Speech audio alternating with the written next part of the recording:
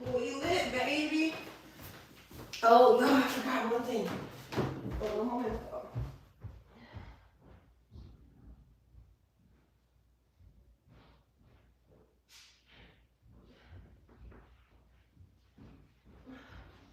Let's try it again.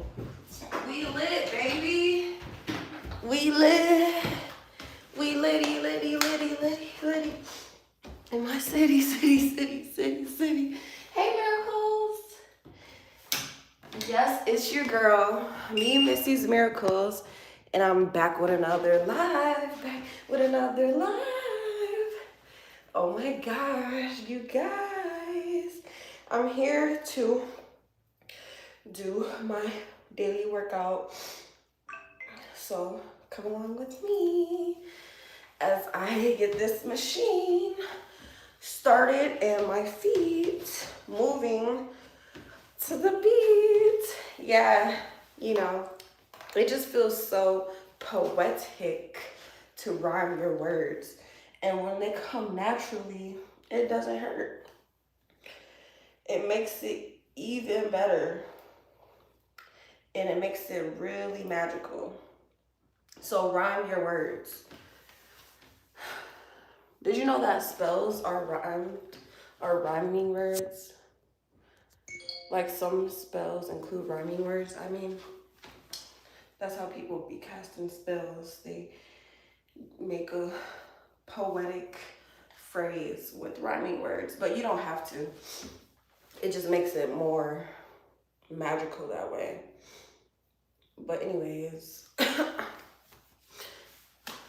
let's get this machine started, shall we? I'm gonna take a sip of water to get started. My lime chia seed water. I did just wake up and oh my gosh, look at that. When I wake up, I eat a piece of garlic. This is all separated like within 30 minutes of each other. I eat a piece of garlic. I take a shot of apple cider vinegar, and I eat or drink a teaspoon of olive oil. But you can mix it with water. So yeah, that's my regimen for the morning. And then I try to do the hibiscus tea in the morning, but I didn't get a chance to do that.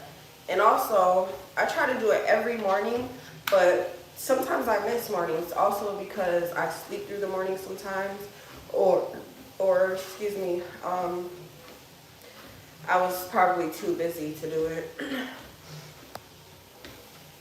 So today I just ate a piece of garlic, and I wanted to include those other regimens because I told myself I would, and just saying them would help me return back to them when it's time for me to do it again. I should just do it. The key is you have to do it on an empty stomach. So when I'm doing my workout, I should just take the apple cider vinegar shot and the teaspoon of olive oil. But if you do it all together, you might throw up, because I tried that when I was first starting. I tried to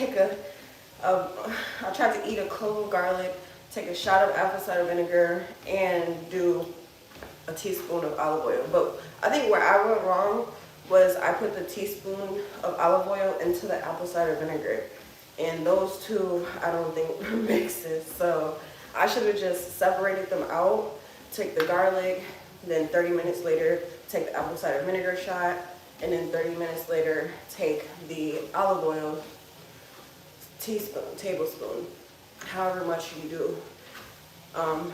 I'll probably do a tablespoon just to get more into my body, but yeah, that's my morning regimen. So if you're tuning in, what's your morning regimen, or what's your health regimen that you stick to? What is something that is a given in your life that you just have to do that helps you maintain your health? I want to know. What do y'all do that is a health routine for you that keeps you healthy? What is something that you guys do that keep you healthy? I want to know. Drop it in the comments. Shout out to India. Hey Hajar. So yeah, right now, drop in the comments what you do to maintain your health. What are your health regimens? So I can know. But we got this machine started. So we put 40 minutes on the clock. There's a timer on the machine, so I don't have to like keep it on my phone. It's been 3 minutes and 20 seconds, but we're supposed to be going 5 miles an hour, so let's take it up a notch.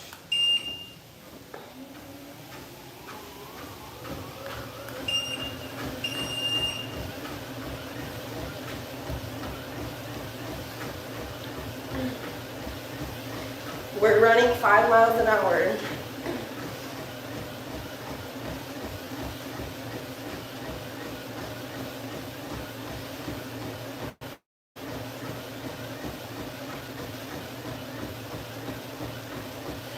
Thanks for the donate message. I'm actually about to whip up my phone and put the message up there since I just started.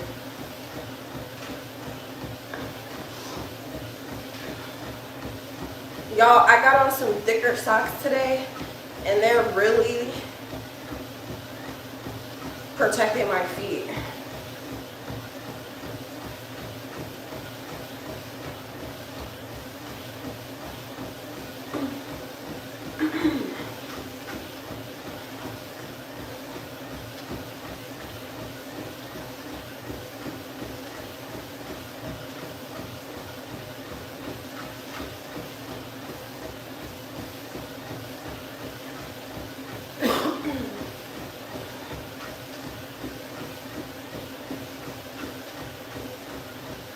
So what I like to do on the treadmill is listen to a lecture. So that's what we're going to do together. Let's listen to a lecture. Can y'all guess who we're going to be listening to a lecture from? Take a guess who you think we're going to be listening to a lecture from.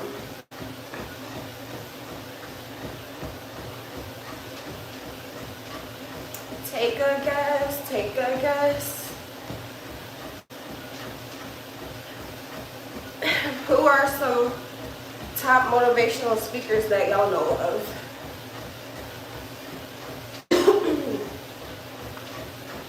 Excuse me.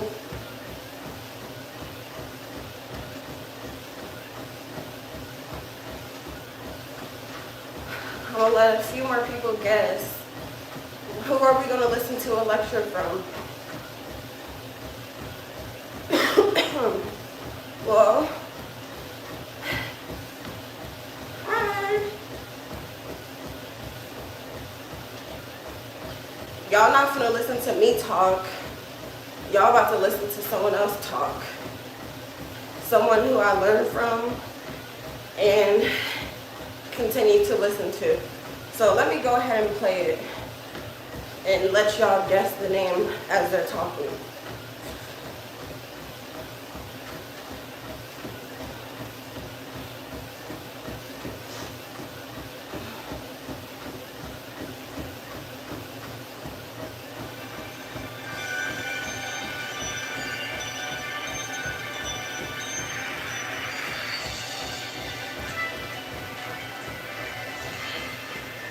If y'all can even hear. Y'all can't even hear it. And you know, when you shift your paradigm, everything in your life. Well, I'm gonna just tell y'all, it's Bob Proctor. If you know Bob Proctor, then you know. In every aspect of your life. You know, paradigm shifting is something that we should teach in school. We should teach it to little kids, and they get it. And they have a charm for it. If you want to improve the results, the paradigm has to be shifted. You know, Eric Hopper one time said, no matter what our achievements might be, we think well of ourselves only in rare moments. We need people to bear witness against our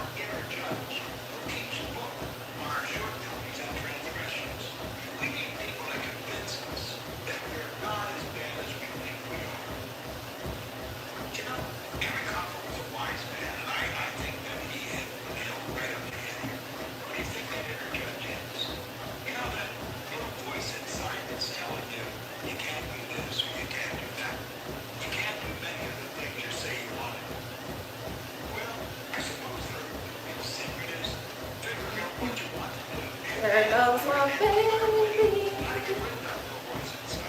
Look at you. Hey, LJ.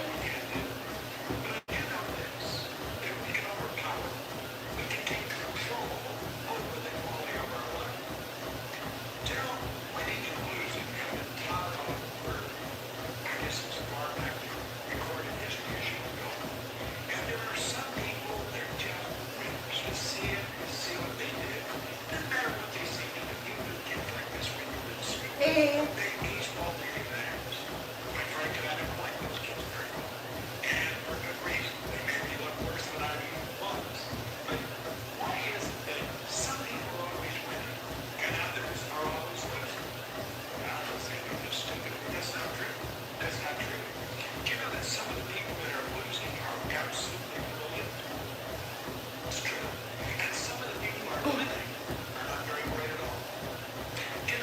It's 5 miles an hour.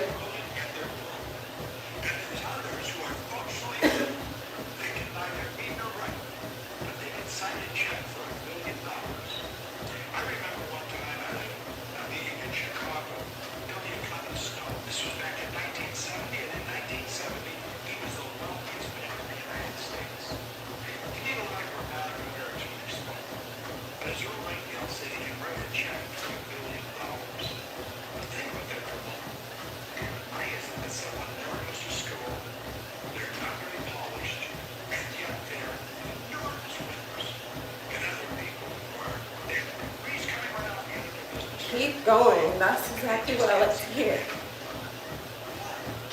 You're doing well. You're doing great. Exactly what I like to hear.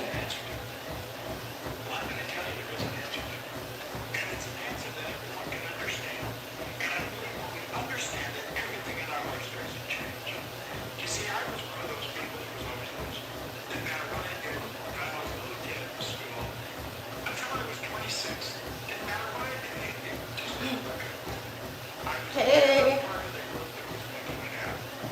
Shout out to LJ, everyone. One of my top supporters. He's definitely a great supporter, a great fellow YouTuber, and a great person. He's fun to watch on YouTube Live, so make sure you go subscribe.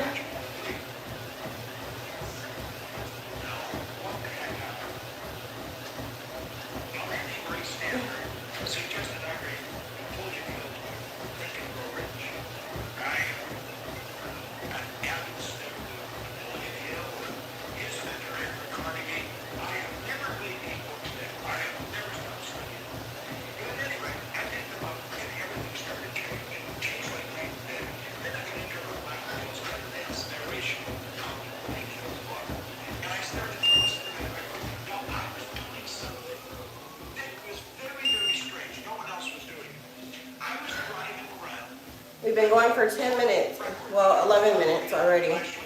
So I'm gonna take a little break, turn the speed down, and then turn it back up a notch once I've regulated myself. And I was playing the same record over and over and over again, and I kept reading the same book over and over and over again. In fact, it was the first book I ever read. Now, I have a wonderful library of books in my home today, like 3,000 or 4,000 books. But this was the first book I read, and I couldn't seem to lay it down. I have never stopped reading that book. And I kept listening to this record. Now, what I was doing, I was writing a new program for my life. It was so totally strange what I was doing. People really couldn't understand it. I didn't understand it myself. They were wondering what was happening to me. But you know, I was moving from the category of... I was thinking about, thanks for the floating heart.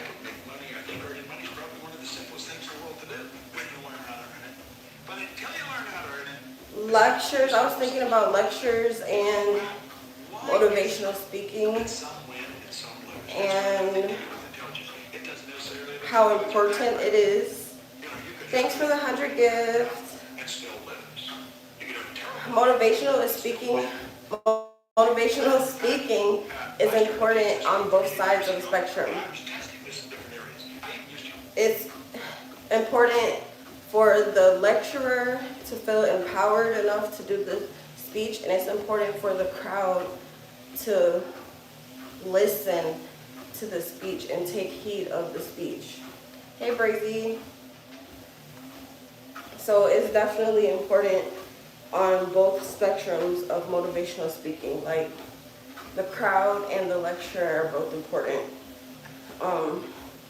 You never know. Someone in the crowd may be the next lecturer. Someone in the crowd might be someone who can lecture the lecturer. Thank you. I think I got this shirt from Burlington. So when I be doing my little lectures, my big lectures, I am thankful for it because I'm able to express the wisdom that has been placed upon me and share that with someone who can do it next. You know, whoever's watching me might really be inspired by what I'm saying and will be the next person to want to speak their mind and do lectures and motivational speak for people. Thanks, Fallon.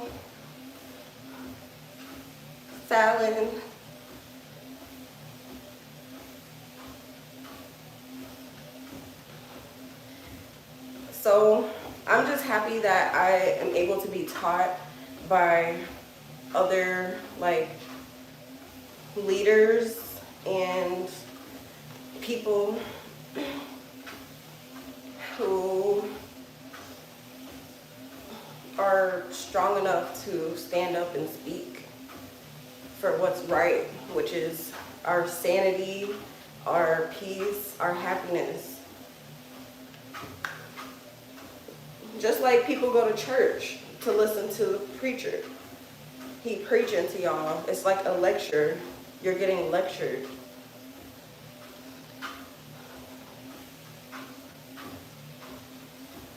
How does it feel to have the attention that you have now? What attention do I have? Because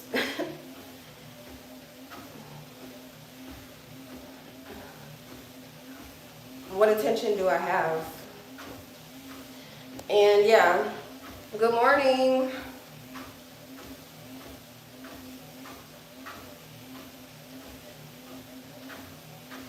The preacher is usually strong and confident and invoked by the spirit. They have the spirit to do it. If it's not in your spirit to do it, then it's not made for you. But if it's in your spirit, if it's in your soul, then that means it's embedded in your DNA and you were made for it.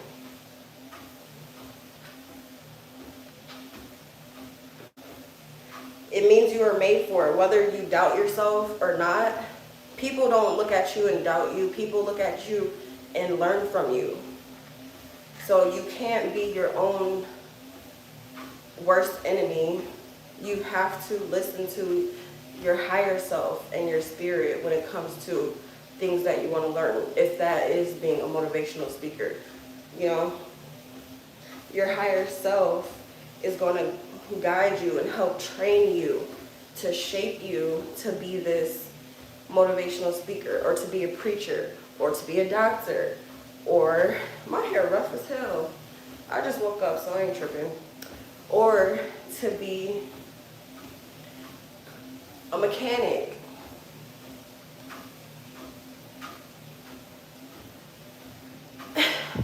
So if it's in your spirit, if it's in your soul, it's embedded in your DNA. So regardless, your hands are going to work toward that goal. Whether you actually think about it or not. That's why people do things unconsciously, because it's already embedded in their DNA. That's why people oversleep unconsciously, like me.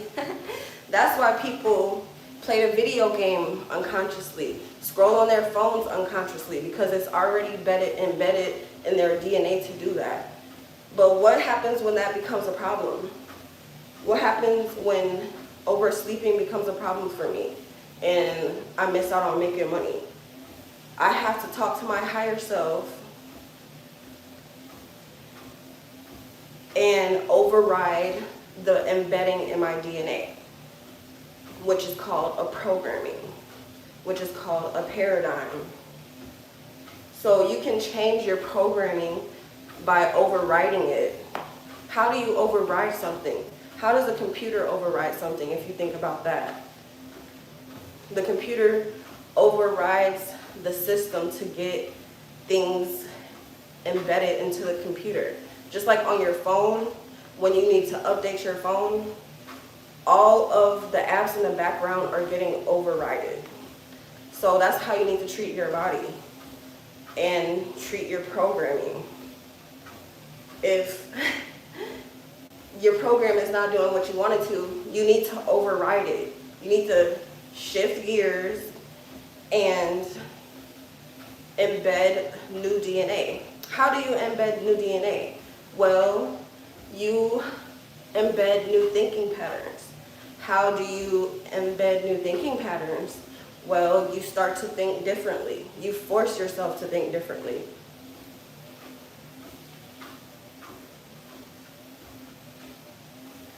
So start thinking differently today. Start changing the way you think about things. Start looking at things in a more positive, more opportunistic, more motivating way. Think about things like that. And if you're having a hard time changing a habit, you need to really lay out all of the things that you're missing out on. So for me, oversleeping is a habit that I have. So I'm over here missing out on money. I'm missing out on going live and getting subscribers. I'm missing out on time to do things and work on my business. I'm missing out on life, okay? I'm laying out all the things that I'm missing out on, and when it comes down to it, I have a chance to decide whether or not I'm gonna keep missing out on it or whether or not I'm gonna override my programming. So when I override my programming, my oversleeping programming, that means I'm staying up late nights. I'm getting up the moment that I wake up. I'm not pressing snooze on the alarm. I'm getting up the moment that I wake up. The first time I wake up is the time that I get up. I don't set snooze on the alarm. I don't even have an alarm, but sometimes when I go to sleep, I do try to put an alarm on, but I don't use alarms because I can't hear them bitches. That's why I wanted to work for myself, because I would be late for work since I didn't hear my alarm clock. And I'm like, why am I not hearing the alarm clock? I need to work for myself, so I don't gotta worry about this. So that's how that came about. That's one reason why I wanted to work for myself. But yeah, so I laid out all of the things that I'm missing out on, and I have the opportunity to override it. So am I going to override it, or am I going to keep on repeating the same patterns and the same bad habit of oversleeping? That's what you have to talk to yourself about. So I said all this to just say I have trained myself to be a motivational speaker, and I still listen to motivational speakers. That's what I was just listening to, Bob Proctor. So it's just comes with a lot of respect needed and appreciation for someone who wants to speak their mind and talk that shit.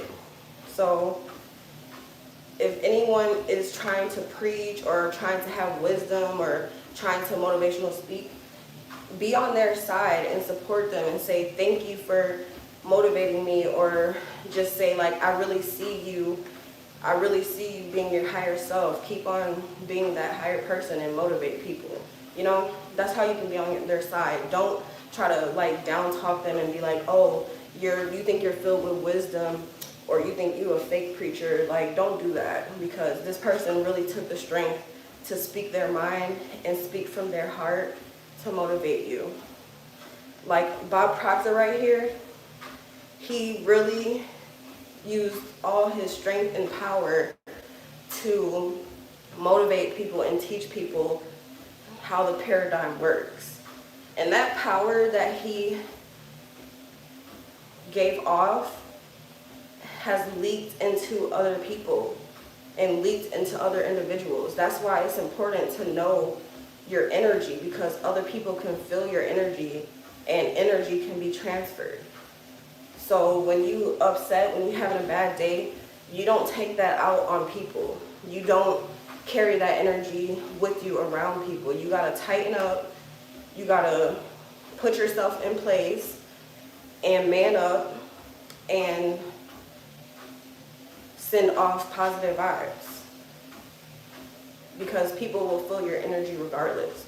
Now, sometimes we do have to feel what we feel. Like, we go through shit, so we have to feel these emotions regardless. It's not to say that, oh, you're never supposed to feel like that. You're never supposed to be sad. You're never supposed to be mad. No, you're supposed to, because that's what humans do.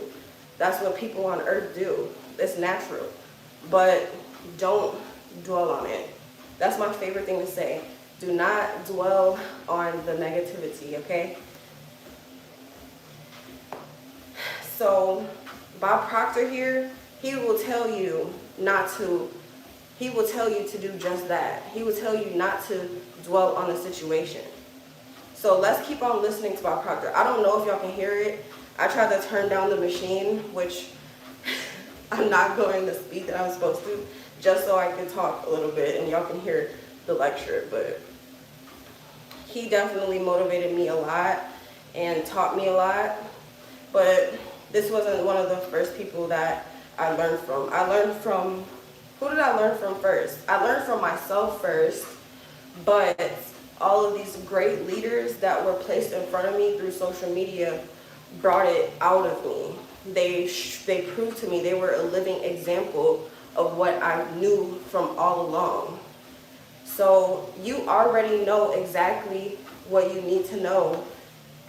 Sometimes you just need a live example to show you that it's possible. And Bob Proctor was just that. I'm sorry that he passed away. I really would have went to one of his seminars if I had a chance to, but he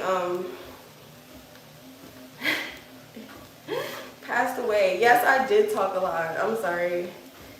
Hey. Yes, stay fit, stay healthy, stay active. Going to prisons and take steps. I had people that were paroled to me, I had them tear up the parole so that they'd get a passport and I could take them off to another country where we were opening business. And I found that it didn't matter who. Oh, another thing. Some people can't stand to sit and listen to a lecture for 30 minutes. They just don't have the capacity to. They don't have the patience. They don't have the discipline to do that. But they will sit there and scroll on their phone for 30 minutes. So you really have to weigh out what you're valuing. If you can't value a 30-minute speech from one of the top leaders in the world that can help change your life, but you're gonna value scrolling on your phone and not getting nothing, not getting any information, just looking at fights and looking at food, looking at random ass drama from Zeus Network, staying in the latest hip hop drama, like all that is trash. All that don't have nothing to do with you and your success. So anyways, take 30 minutes to listen to a lecture today. I challenge you. I challenge you to listen to a 30-minute lecture today.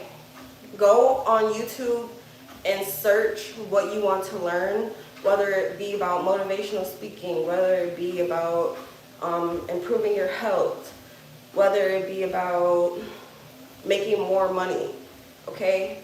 Go search it up on YouTube, whatever you want to learn, and sit there and listen to it for 30 minutes. And what else I want you to do is get a notepad and get a pen and start taking notes, okay? Everything that sticks out to you from the 30-minute video, you need to sit down and take notes on it. because as you're writing, you're embedding your DNA. That's another way to override your programming. By learning something new, by writing down things, you're getting your muscle memory to remember what you're writing down, which is then going to be embedded into your DNA. Okay? That's what I had to do. I had to sit down and learn something new. But me, I'm already the type that like that type of stuff. I loved, when I was in school, I really enjoyed taking notes. Like, I liked the format of taking notes. So I really kept that training with me throughout life, and that's how I take notes and how I, like, you know, write my papers and stuff. And I just love it. I love the formatting of it. But if I can do it, you can do it. If you need to learn something new, you need to take the time to learn something new. But if y'all don't know where to start, I could recommend you to start with me. I post 10-minute motivational speaking videos so that y'all could be inspired. Okay, so you can go to my channel and look for the videos with the bold titles that will, it says something motivational, like, let me read off some of my titles. If you don't want to start with me, you can start with Bob Proctor. Go on YouTube and search for Bob Proctor Paradigm. Well, you don't even have to put Paradigm on it. You can just put Bob Proctor. You can search for Bob Proctor and listen to one of his lectures. I guarantee your life will change today. I promise to God. I put that on my life, okay? Your life will change today. I'm telling you. And every single day you decide to override your DNA, your life will change. I put that on everything. So some of my lectures are, I haven't posted one in a while, but I've been gathering my thoughts for it and all that. So there'll be one coming soon. But the last one I did was Stop Questioning Yourself. Another one I did was Lock In. Another one I did was Your Thoughts Aren't You. The next one I did was Vibrate Higher. The next one I did was Be a Leader. And another one I did was Art of Detachment. So I like to post those for my sake, because I learned from myself, and for yours, so that I can teach someone else. It may not be you, it may not be you, but it's gonna be you over there. Oh my gosh, my hair is bothering me. It's gonna be somebody, and if it ain't you, then okay, it's gonna be the next one. And if it ain't you, it's gonna be the next one. And if it ain't the next one, it's gonna be another one. That's how you have to go into this. You have to know that you're going to get a yes. It don't matter how many no's you get. If you're trying to sell something, it don't matter how many no's you get, you're going to get a yes.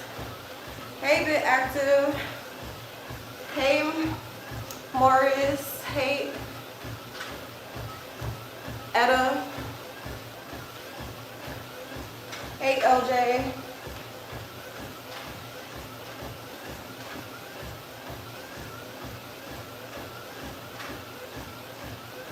How have I been going for 32 minutes? That's crazy. I was just talking for like 15 minutes. Like, what was I talking about? Because that 40 minutes, that 30 minutes, 20 minutes just went by. The last time I looked at the clock or the timer on the treadmill, it was at 13 minutes. Now it's at 33 minutes. Like, dang, I really was just talking for 20 minutes. I could talk, even though I'm shy. Would y'all believe that I'm a shy girl? I'm really honestly shy. I honestly don't like talking. I am quiet, laid back, and self-centered. But since I had a goal to be something influential in life, I had to change myself. I really had to override my programming of being a shy girl. Can you believe that? I had to override my programming of being a shy girl. And how I did that was with social media. Social media really helped me express myself and trained myself to express myself and speak my mind. You know that little status bar where it lets you type anything you want? I felt unstoppable. I felt like on top of the world, everything I posted. And that helped me gain my confidence enough to be able to speak in front of a camera like this and to be able to motivate people in front of a camera. So I am a shy girl.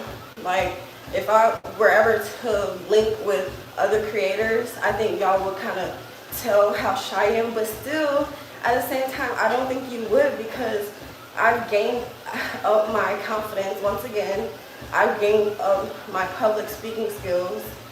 I've trained my conversation skills, and so I probably won't be the shy one. I'll probably be the initiator. Like, I'll be the one that starts the conversations, that makes the jokes or something, like, because I've trained myself to be more confident. And not to say if you're shy, you're less confident, but I think confidence has a lot to do with being shy. I think confidence has a lot to do with being shy. So, yeah, that's how I did it. If y'all wondering how I'm able to sit here in front of the camera, it's just because I've trained myself to do so. I had to override that programming, hey y'all, and become powerful enough to stand in front of a camera.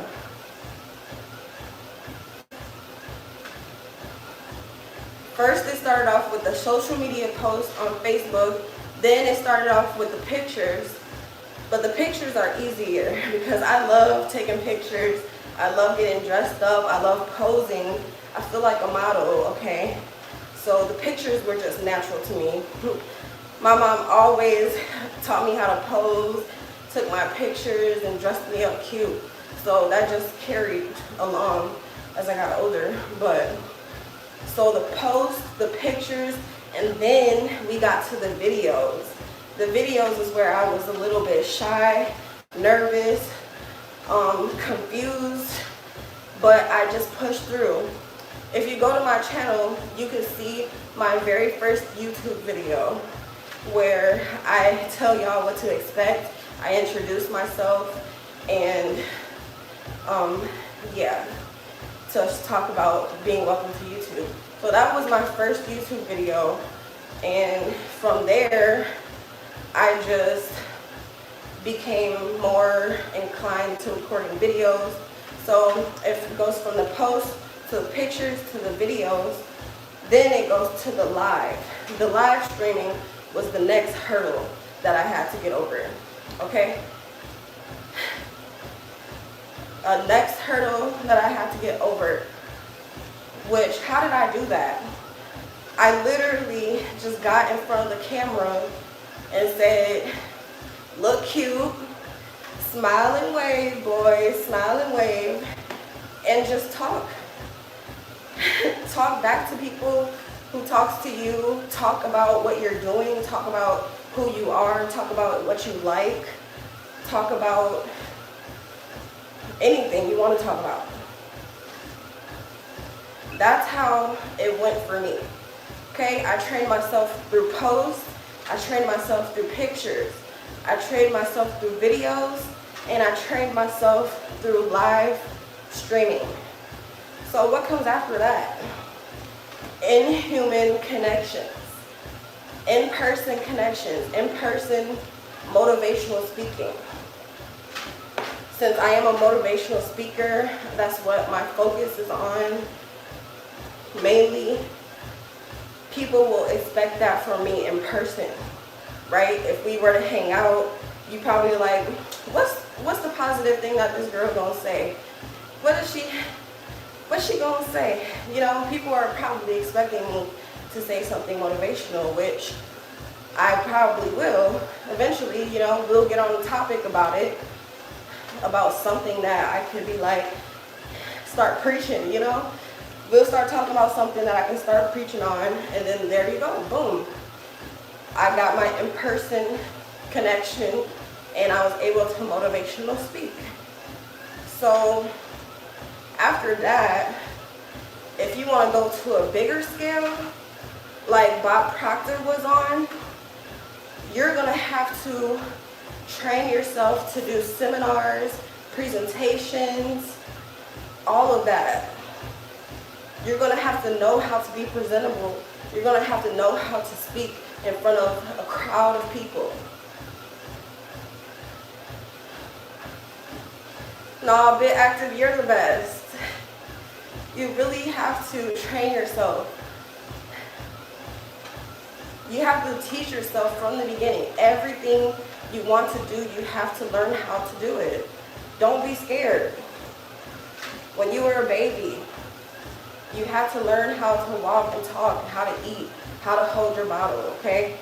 How to ask to use the bathroom, how to ask for your mommy. You learned all those things. So don't be afraid to learn something new today that will change your life and that will make you succeed.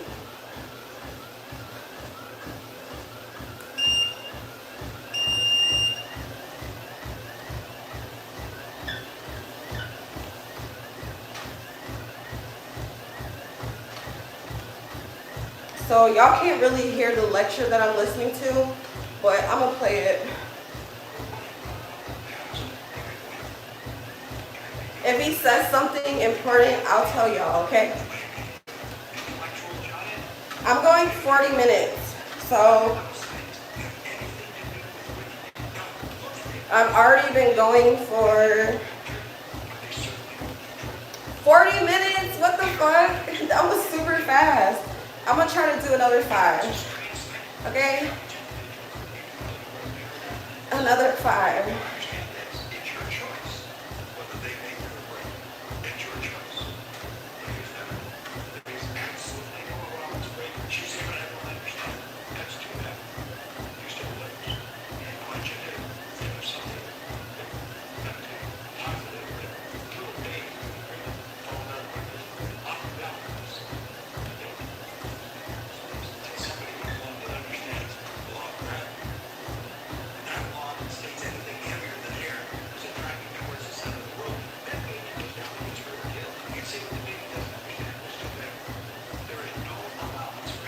Welcome.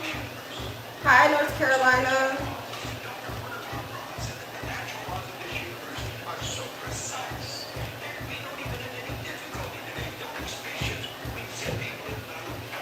"42 minutes, we're gonna go to 45.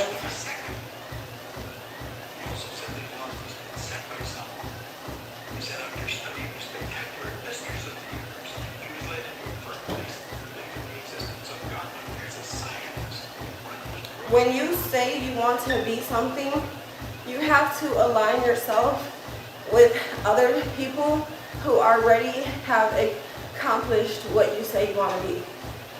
So for me, I knew that I wanted to speak, even though I was shy. I knew I wanted to be an influence, like a motivational speaker somehow, some way. I didn't know which way I wanted to.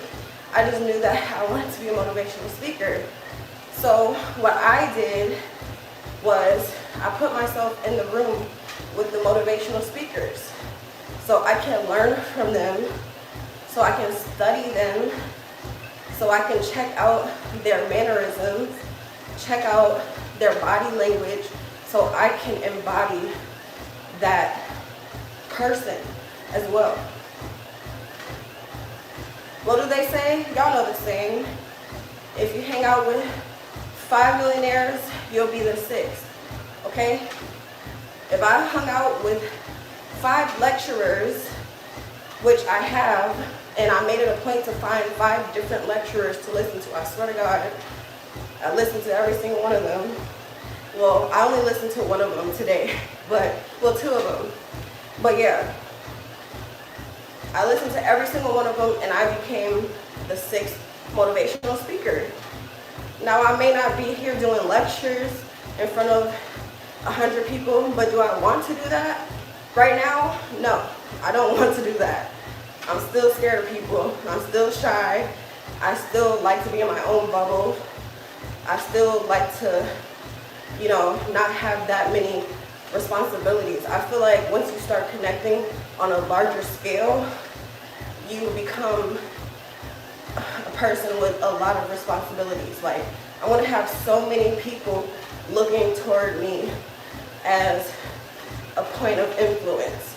They're going to be wanting to come to me and ask for things, want to come to me and ask to teach them something. They're going to come to me and ask them, they're going to come to me and ask me about, you know, something that, like, my input on something for them. You know, people are just going to be flocking to me, and I'm not ready for that. I like being in my bubble. I like, you know, doing my own thing. So that's just a step that I don't necessarily want to take right now. But if I did, it'll be like I have to figure out how in the world to get people in front of me.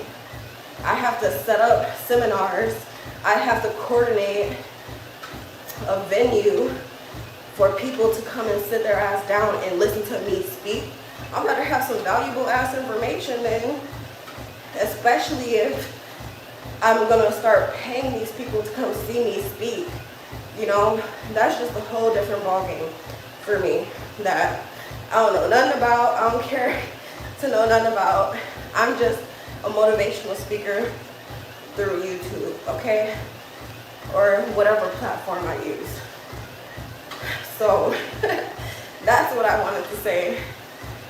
Bob Proctor, he mastered the shit. He learned how to get hundreds, if not thousands, of people in front of him to learn what the fuck he had to say.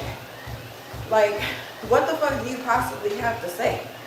That's why you need to evaluate yourself and see what worths you have, see what's valuable that comes out your mouth. If you don't have anything valuable to come out your mouth, what are people gonna learn from you? If you don't want people to learn from you, that's fine. But you still better be saying some valuable shit. What the fuck do you possibly have to say? What the fuck does this person have to say? You know? It's just amazing because everyone's their own person, and it's like, it's just unique to see how people express themselves. I love it. I love the different personalities. I love the different cultures and the different mindsets. It's amazing. I love it. It just shows you that this world is not one size fits all. You know, it's not one size fits all. There's different categories, different spectrums. There's different levels to this shit. Okay? So that's why you can't judge no one because of how they speak. You can't judge no one because of what they like to do. They're not you in the first place. You're not them. So why do you care to judge someone for what they do or how they look, how they act? All you can do is learn from them. You can learn not to do something. You can learn to do something. You can learn from them to speak a certain way or to not speak a certain way. That's why we need bad examples out here. We need people to be a bad example so that we can learn from those bad examples. We learn from our experiences and we learn from other people's experiences.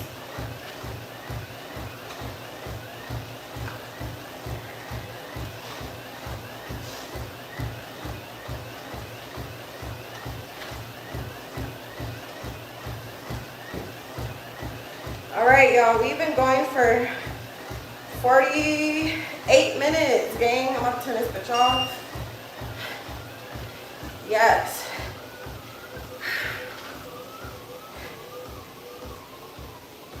Now we can hear Bob Proctor speak, okay? If y'all not gonna go listen to Bob Proctor on y'all own, y'all gonna hear him from me.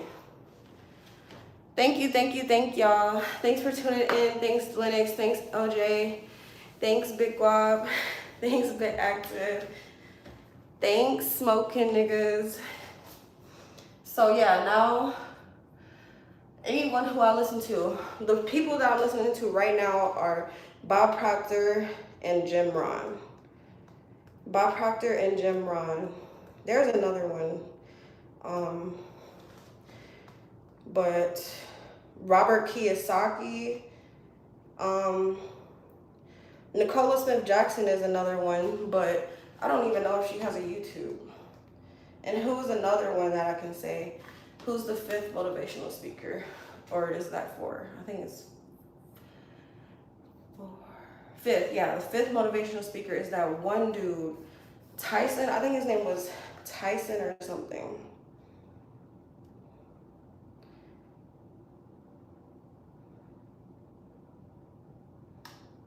His name was Mike Tyson? No, nigga, not the boxer. What was his name? It was a motivational speaker, and his name was like Tyson or something. I don't know. So we did 48 minutes on a treadmill. Shout out to me. Mission complete.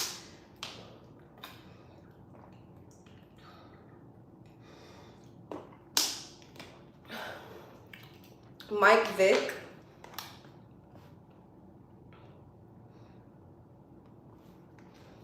Michael Vick. Let me just search motivational speakers on YouTube. Oh, I have a couple of these ladies. Peggy. Peggy's one. Who else is another one? What's his name? His name is 7 Keys or something like that.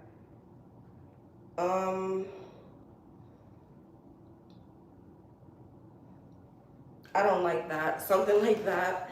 Let me figure out this dude's name.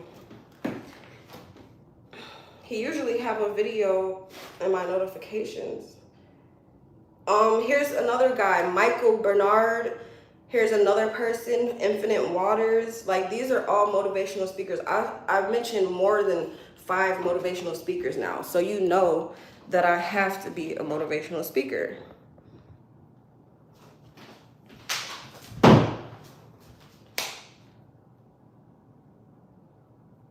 So let me play Bob Proctor. Oh, his name is Melvin. It's not 7 Keys, it's 19 Keys. Y'all probably seen his videos on YouTube.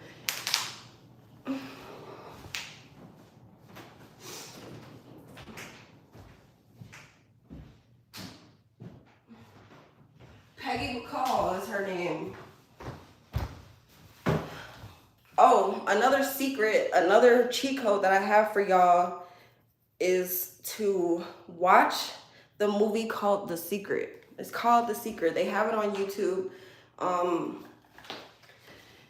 They have it on YouTube. That's where I watched it. So I challenge you to either look for a motivational speaker and listen to them today for 30 minutes and take notes, or I challenge you to find the movie called The Secret and watch it for 30 days straight. Which I want to do that again, but I'm doing other things now, like reading books, reading other books, like that 7 Successful Habits of Highly Successful People. I'm reading that book. That's not what it's called. It's called The 7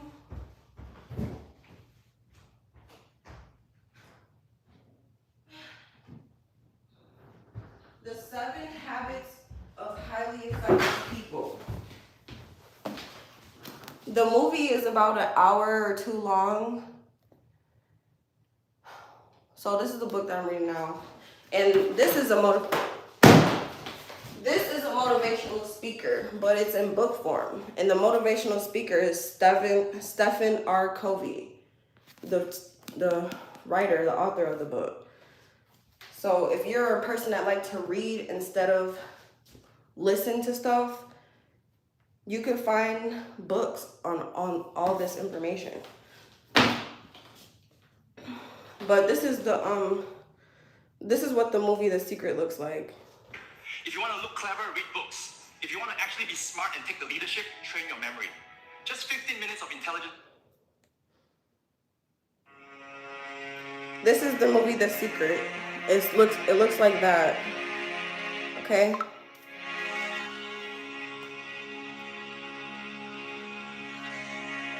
And this is how it starts off.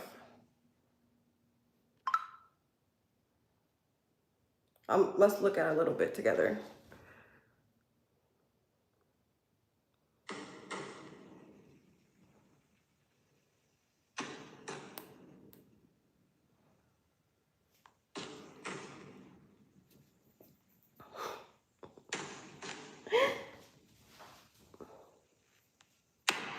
Something happened to me on a dark night in 1976. It was December 19th, a day that will change my life forever. Thank It you. was the day I died. You were dead for 19 minutes. When I came back, I did not come back the same. How do you feel? I did not come back alone. Wait, is this the one? What seemed like days passed in 19 minutes. Let me fast forward really quick. Like Yeah, this is the one. That's how it starts? I forgot how it started. Come back alone.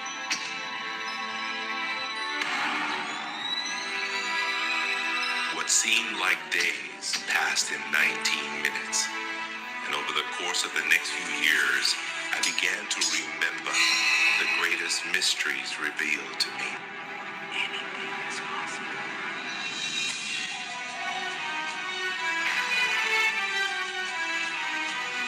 I discovered a secret beyond any secret. The sum of all secrets. My eyes have seen something you have seen nothing. It's out there. I will find it. You will find nothing. It's like Solomon's gold. Popcorn. It was the key to Solomon's wisdom. The secrets of the Knights Templar and of the Freemasons. You must be stopped. Courage, my dear boy. Be strong. Be brave.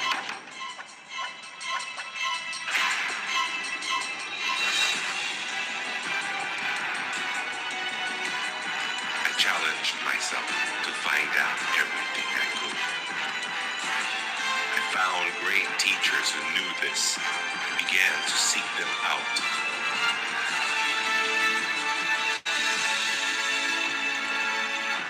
Is ask, believe, and receive. I traveled the world, and the meta secret was revealed.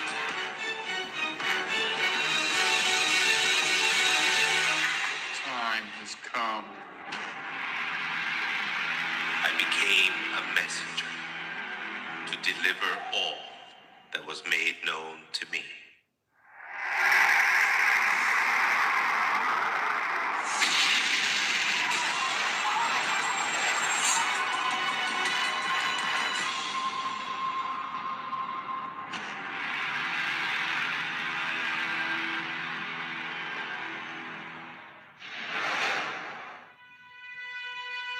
Hello there. I'm Bob Proctor. Meta is a nice word. It's a word most people don't understand. We talk about metaphysical, we'll say, oh, that's bad stuff. No. It's just what you can't see with these eyes. You got to see with an inner eye of understanding. Meta is beyond the physical. Do you know that 99% of our population has been programmed to let the outside world control the inside? If you want to get what you want, you let the inside world control the outside. That's what the meta secret's all about.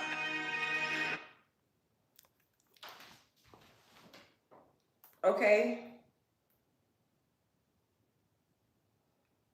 I think that actually is a different one. Wait, what's this one?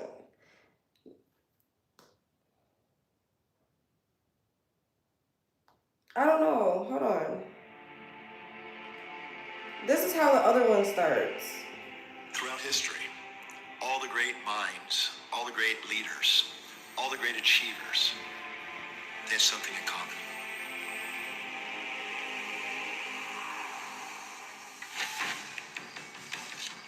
There's two The Secret movies on here. Secret gives you everything you want. Where is it? I'm confused. Okay, there's two on here. There's one you can pay for and there's one free one. Why didn't I save it in my I haven't watched this in so long. That's why I'm like confused on how it started. The next thing I want to know is, if you accomplish it, what do you really think is going to happen in your life? A lot of people come to me and they say, I want to grow my business because I work a lot in the business world, the entrepreneurial world.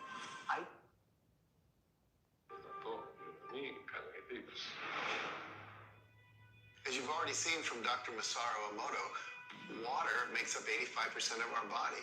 And the thoughts we think actually create a vibration in the water that has memory. And so you have to think positive thoughts. Again, we go back to forgiveness and letting go, thinking positive thoughts, expecting to be healthy, not listening to what people tell you, not taking in beliefs. I have been out in the sun my whole life. I've never gotten skin cancer, don't intend to get skin cancer. And when stuff comes on about, I choose not to listen to it because I know that belief would affect me.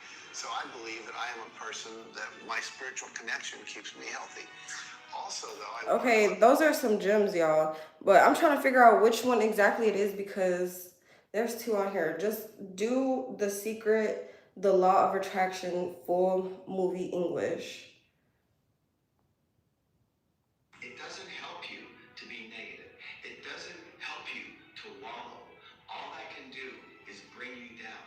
It's time to I don't know who told us on this planet that everything is going to go out disappointment. I'm getting upset because I know there was another, like a better looking version. If you go on YouTube, you search The Secret, and then it's gonna be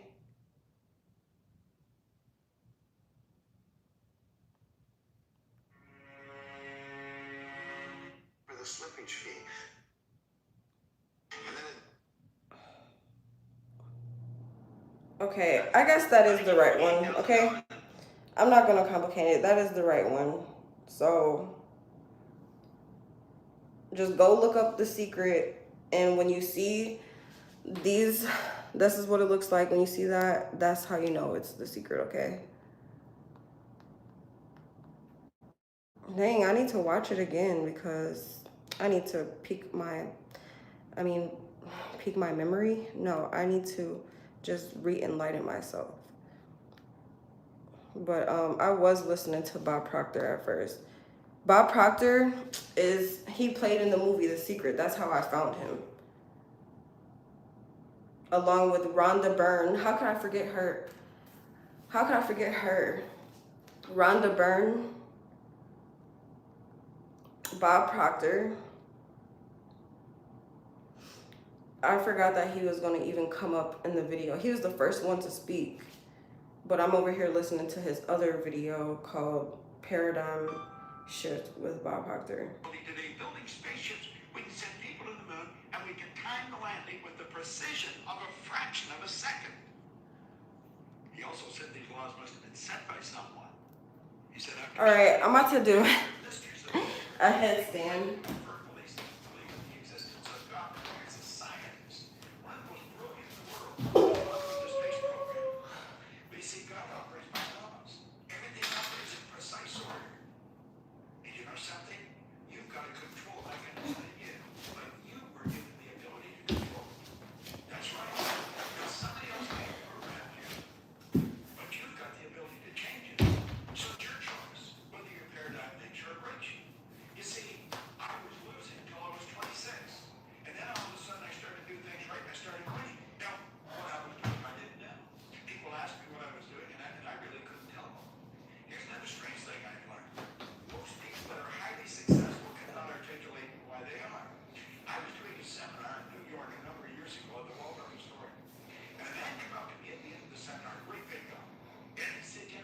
I really enjoyed this. He was in there for 2-3 days.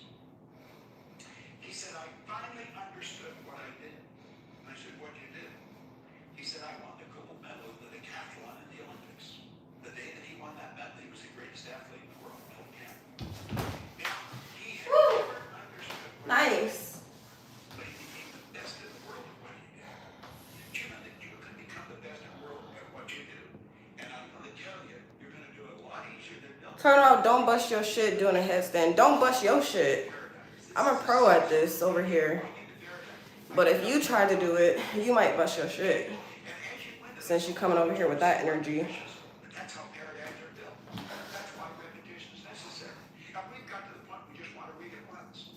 You're never going to understand it if you read it once. You've got to go over it and over it and over it. You gonna bust your shit You read a good book. if you try to do a handstand. I know what I'm doing, but you don't. You see something in yourself that wasn't there before. So let's think about this. You've got a control mechanism inside you. It's in your marvelous mind. And it's going to determine whether you win or lose. Whether you're struggling to make ends meet or whether you live in abundance.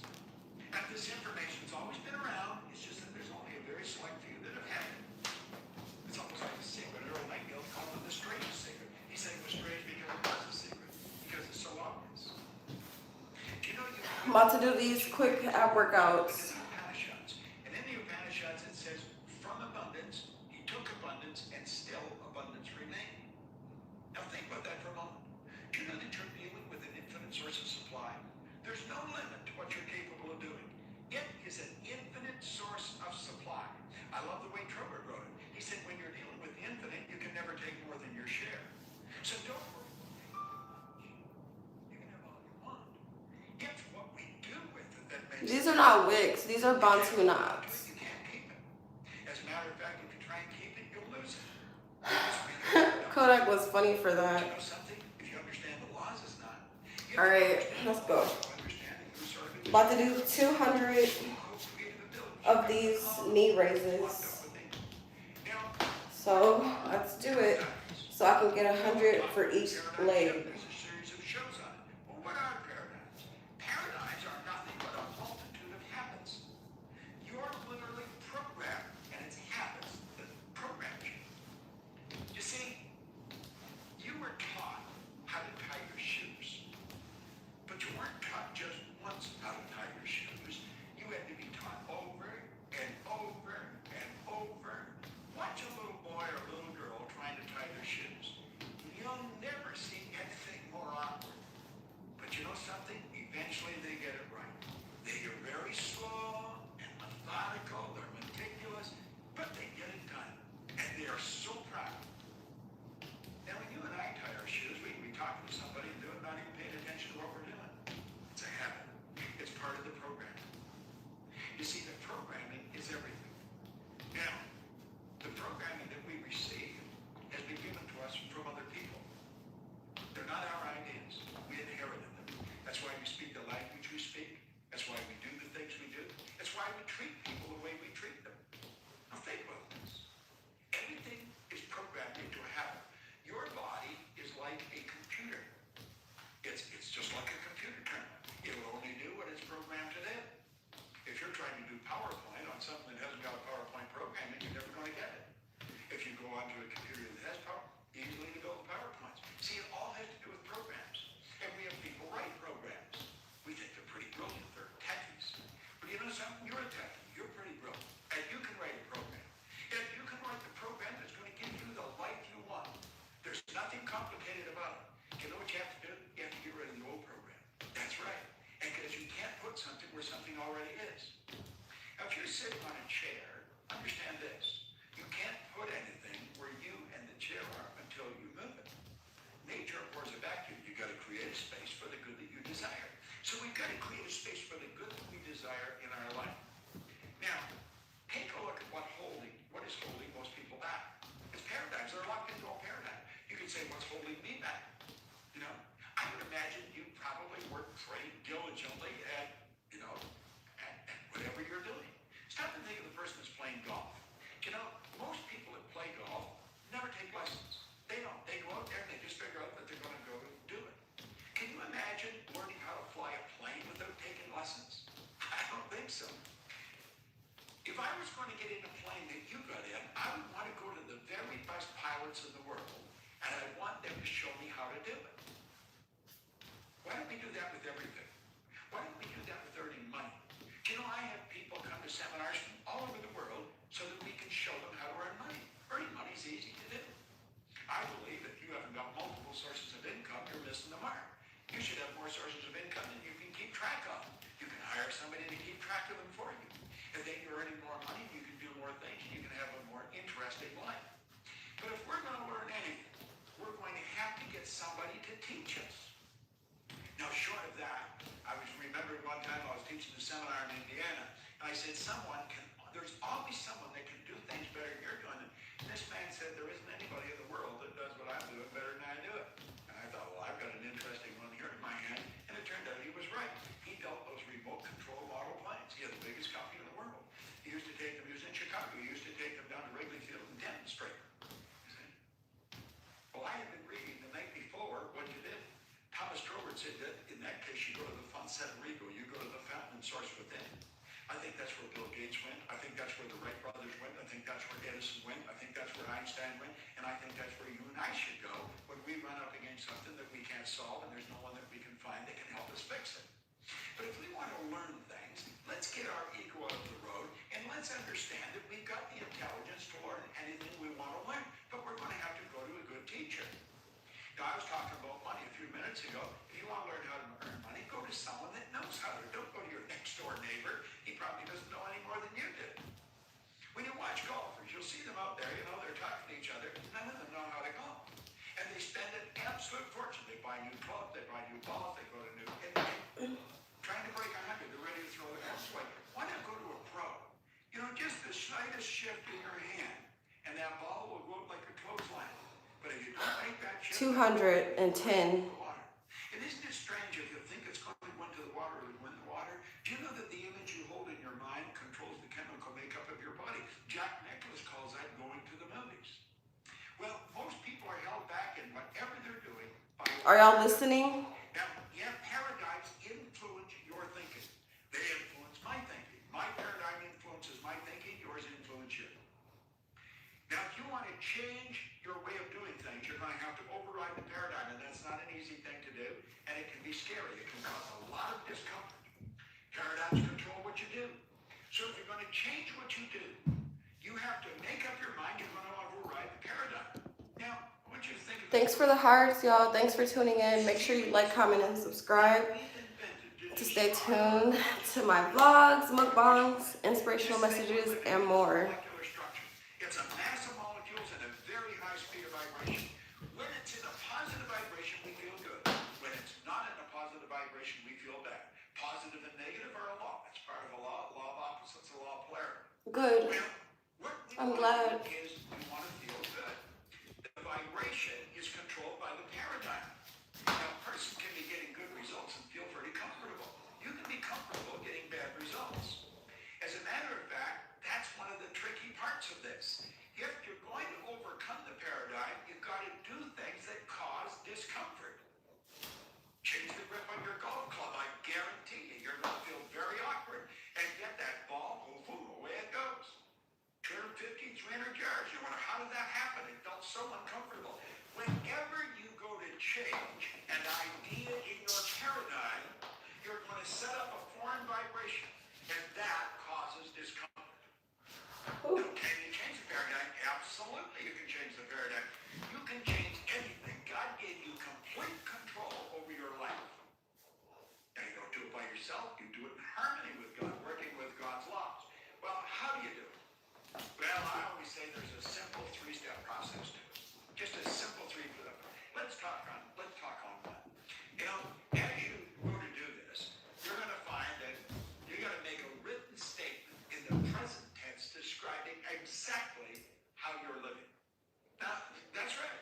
And you may not like the way you're living. You've got to describe all aspects of your life.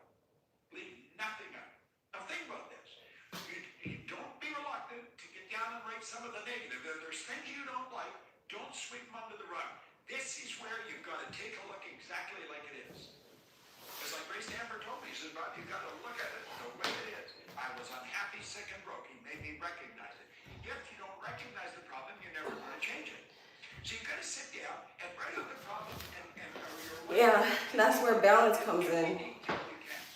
And then, that's the way it is. Then you take another sheet of paper. On the top of that sheet of paper, put A. Then take another sheet of paper, and the top of it, put B. And now on the B list, I'm going to suggest that you make a statement, a written statement in the present tense. I always recommend you start by writing, I am so happy and grateful now that. And describe how you want to live. Exactly how you want to live. It's going to take a little time. You're not going to do this in 15 minutes. As a matter of fact, you may take a couple of days. You may take a couple of weekends. If you're married, you might want to do it with your spouse. If you have kids, you might want to get the whole family involved in this. I told you, this is strange behavior. The people up and down the street aren't doing this. But you've got to sit down and decide exactly how you want. Now, most people get locked in how they think they could do it. I don't even want you thinking of how you're going to do it. How you're going to do it is irrelevant until you decide to do it. You decide how you want to live. What kind of health do you want to enjoy? What do you want your body to be like? What kind of money do you want to earn? What kind of trips do you want to take? Who do you want to associate with? Now, I'm going to be very honest with you. I don't spend a lot of time with anyone that isn't very positive. I just don't want to be around them. Carl Manager from the Manager Foundation one time pointed out, he said environment is more important than heredity. In other words, the people that we surround ourselves with have a greater impact on our life than what's built into the genes. I have a very good friend of mine, Jane Wilhite. You should look her up on the internet. PSI Seminars, PSI Seminars. It's one of the most successful seminar companies in the world. But Jane said one time, she said, I won't mix with anyone that doesn't think I'm special. I thought, whoa. That's right. She said, I don't want to spend any time mixing with people that don't think I'm special. And then she went on to explain why. She said, if they don't think I'm special, they don't think they're special. She said, I want to mix with people that see the specialness in us. Do you know that we're God's highest form of creation? There's nothing on the planet that will even come close to you. Well, why would you want to spend time with people that are talking about how bad things are and why they can't do this and why they can't do that? Well, I've come to the point where I don't want to spend time with people like that. You know, I have friends all over the world. I do. I have friends in almost every continent that you can think of.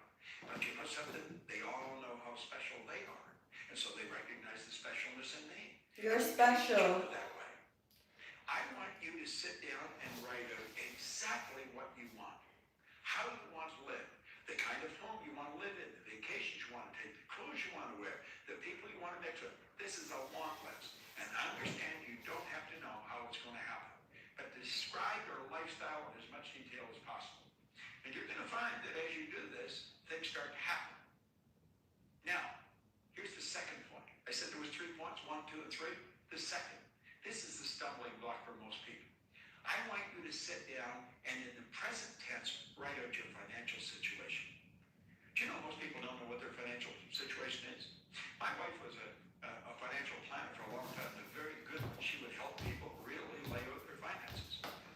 In fact, it was one of the reasons that I really loved her so much in the first place, because she showed me how to do it.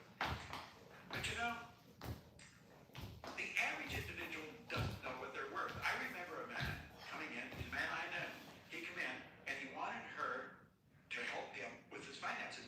He had a goal of being worth We got 30. the guy was already worth $5 million and didn't even know it.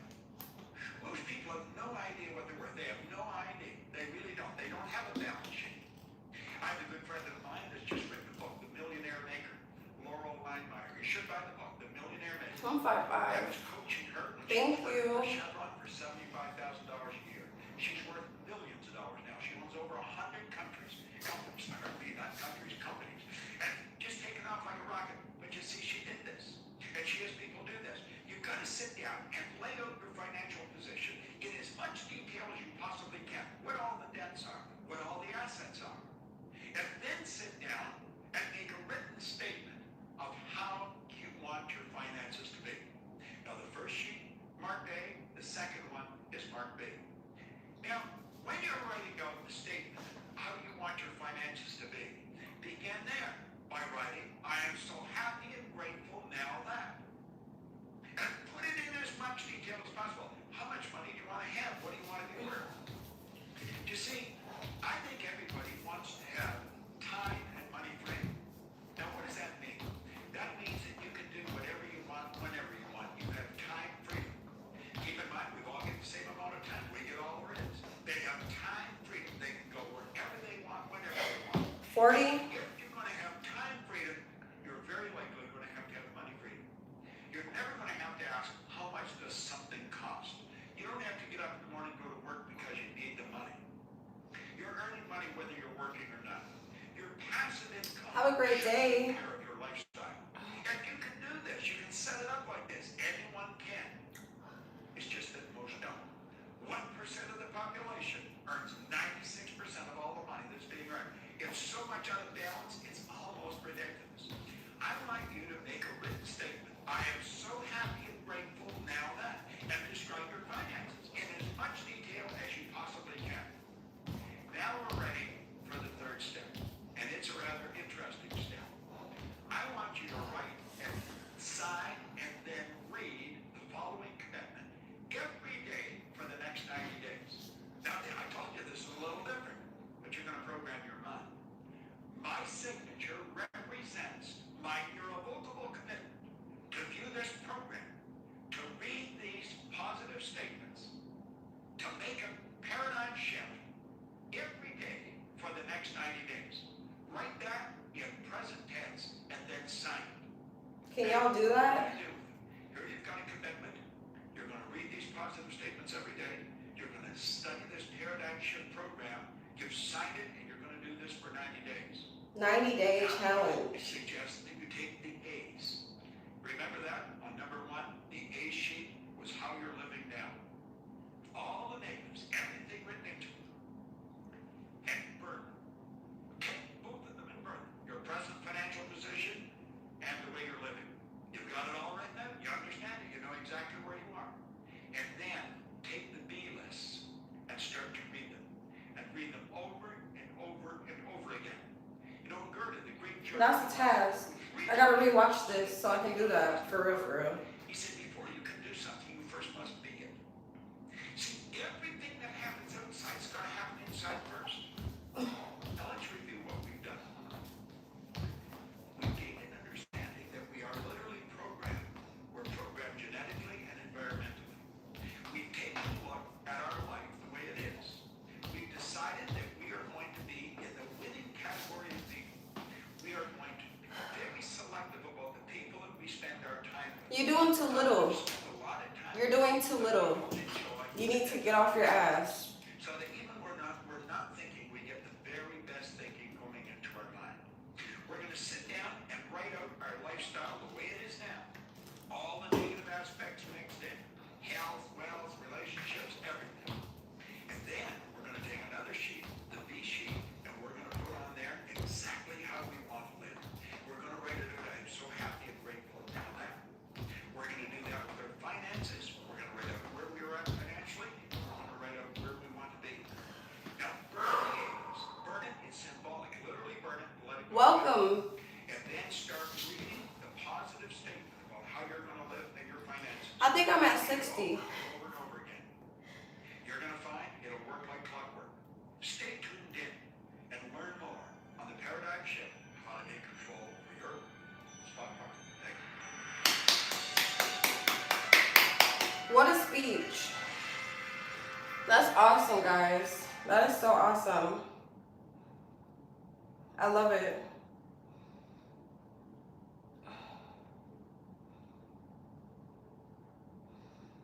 I think I'm at 60, y'all. 60 of them hoes, 60 of them hoes.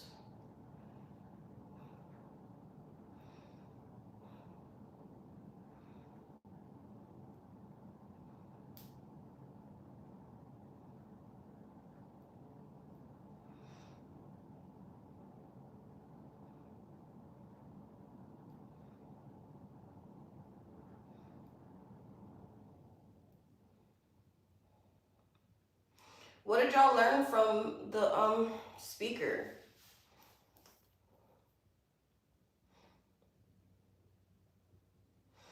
Okay, have a good workout.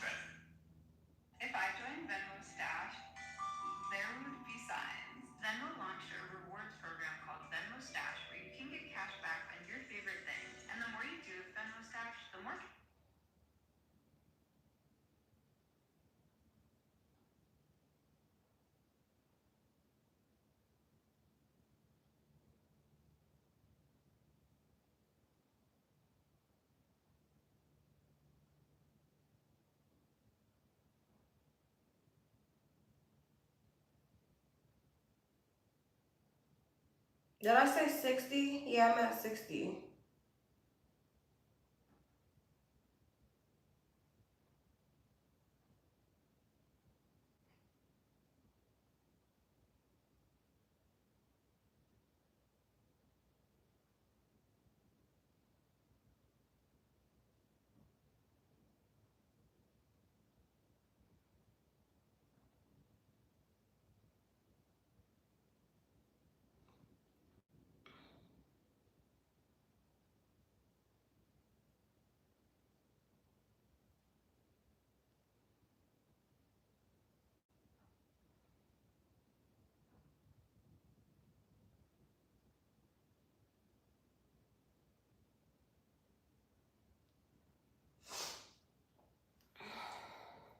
Wifey.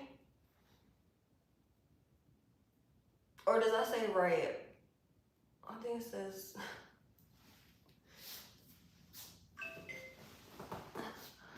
write down your goals.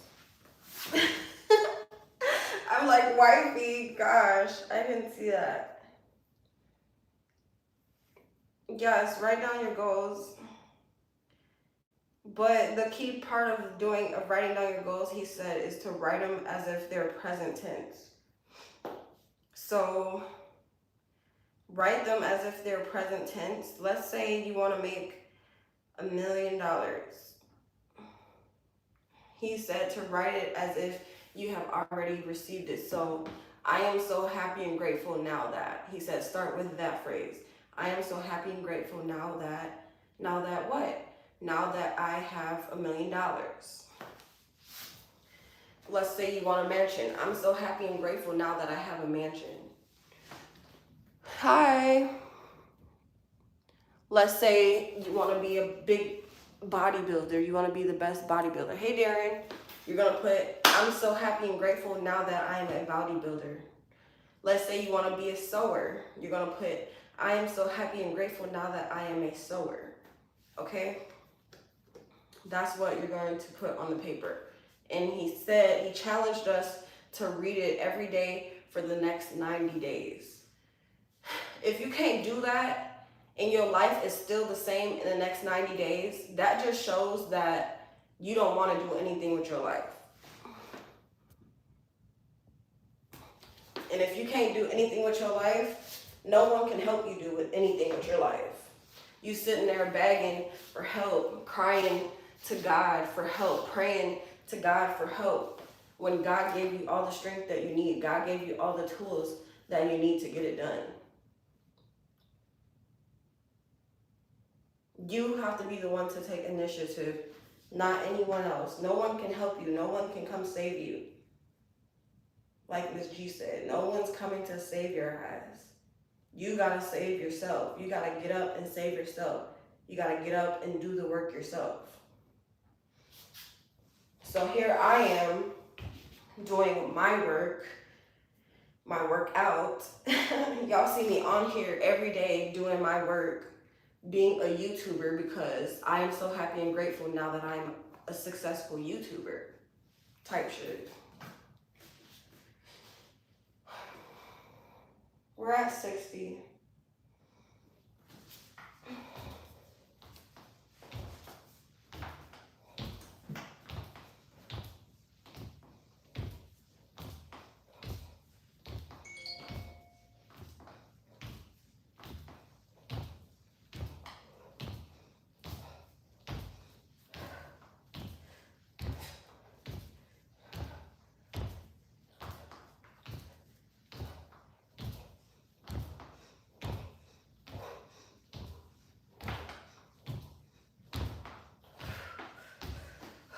We did 20. Now we're at 80. Hello. Yes, I love that you are appreciating my motivational messages. It means a lot. It really does. It means the world to me, because I aspire to send inspirational messages. So by you saying that is letting me know that I'm being heard.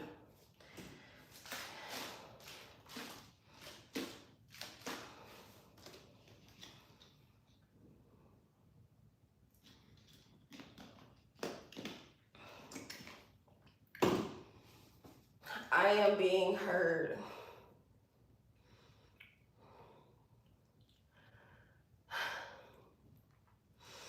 Thank you guys. Thank you, thank you, thank you. Y'all help light up my world. For real, for real. Okay, I got 20 more to go. Since I just did 20 altogether the last round, I might as well do 20 altogether now and knock them out. But I am gonna do an extra 10 because I think I lost count. So here we go, 20, and then we're gonna take a break and do 10.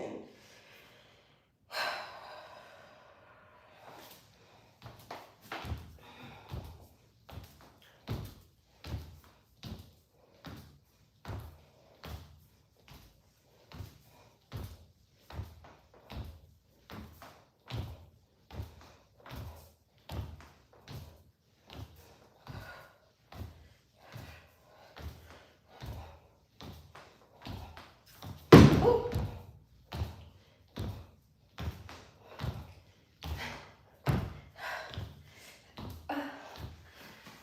I got a little lazy on that part because I wanted to do 20. All right, I did 2 ab workouts. This is the second ab workout, so I think, you know, this is gonna be it. Y'all know I didn't even go to work last night. And I'm so mad at myself because I was being a lazy bum. Even though I was tired when I was on live after I worked out, I still be working when I'm tired, you know, I just be pushing through, but I just didn't want to get up and work. I decided to lay in bed. I decided to lay there and I'm here regretting it. But, you know, I can't regret it too much. I gotta forgive myself so that I don't live with the burden. Every day, you have to be able to forgive yourself and accept the negative things that happen, especially if you're deciding to do the negative thing, then you have to be willing to accept the consequences and forgive yourself, you know, so you can move forward. But the main part is to not fuck up again, which that's where I'm at. Not oversleeping. I kept on telling y'all oversleeping, but as I speak about it, I'm kind of attracting more oversleeping. So I need to stop admitting that I'm oversleeping and just say that I get enough sleep. You know, I'm not missing out on nothing, to be honest. I know I said like I missed out on work, I missed out on time, I missed out on, you know, life, but honestly I didn't miss out on nothing. Like everything comes to me at the right divine time. Everything works in my favor. Sleep last night, then that means I was meant to be asleep. I'ma just charge it to the game. I needed that beauty sleep so that I can be charged for today. But I work for myself just so that I can have this leniency. So I guess everything works out how it should. But we got 10 more. Don't live in regret of the past. Don't dwell on the past. Don't dwell on your mistakes. Just learn from them and do better next time. I could have fell asleep with my waist trainer on though. That's what I didn't do. I usually, well, when I got the waist trainer, I told myself that I was gonna sleep in it every night. So I usually would sleep in it, but I haven't used that thing in like a couple months. So tonight, I have to go to sleep intentionally. If I am going to sleep tonight or the next morning, I don't know. But I have to make sure I go to sleep intentionally. You know, do a little sleep routine and call it a night. Call it a day.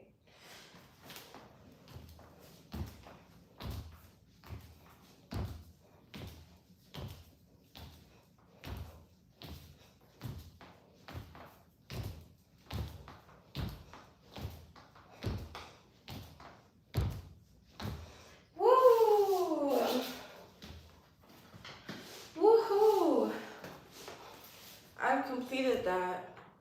I'm feeling today recharged, refocused, and I feel like I have a new opportunity. I feel like I have a new opportunity. Every day is a new opportunity, so I'm just happy that I have this opportunity. I'm thankful. I'm grateful.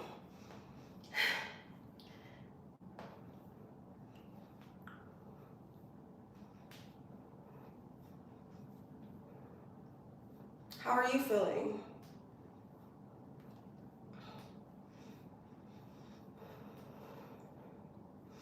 No, I'm not about to do those, but I did my ab workouts.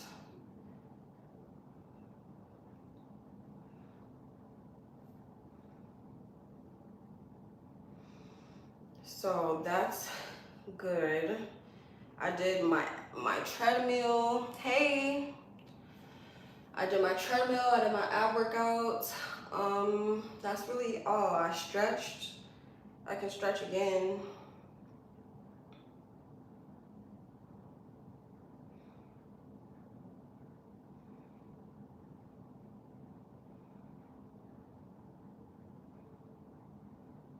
That actually felt good, but I don't want to do these right now.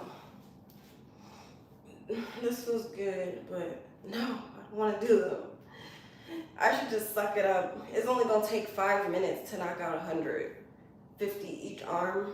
Not even 5 minutes, like 2 minutes. So, but if you're pacing yourself, you know, like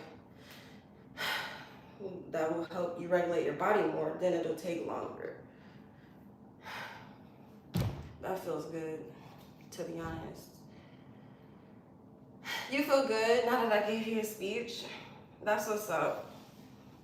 My goal has been reached for today. If I can change one person's life a day, then I'm doing my job. I fulfilled my purpose, and yeah.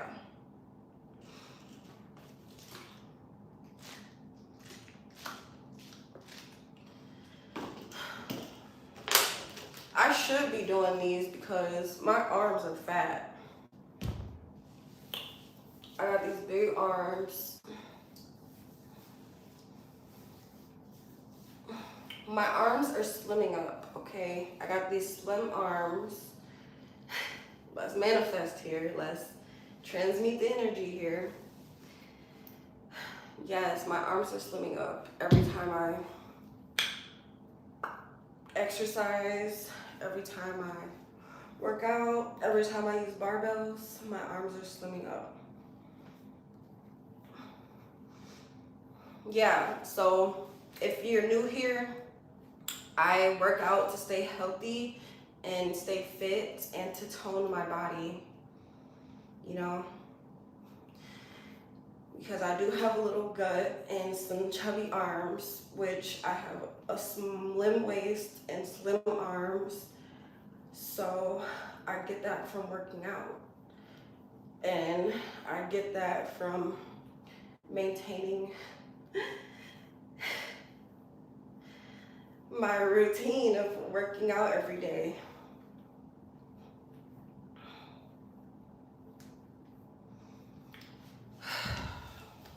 Yeah, it's important, like the way that you talk to yourself. Like, it's important what you say. Like, you know how I just changed it from, I have fat arms to I have slim arms from working out. That's how you gotta shift things up, you know? And with me saying I oversleep, I have to just say I sleep enough, okay? I sleep enough and I have enough time to do whatever I want. Ooh, this made me think of meditating. Do y'all meditate? Can y'all actually sit here and quiet and meditate? Like, I can, but y'all gonna be sitting here watching me, calling me weird and stuff. Meditating, there's a lot of different forms of meditating, but the basic general form of meditating is sitting like crisscross applesauce, closing your eyes and breathing. That's the first step of meditation. And then once you master sitting crisscross applesauce or however you want to sit, just as you master sitting there, then you could start to do affirmations. And you know, have you ever saw like meditators that be like um um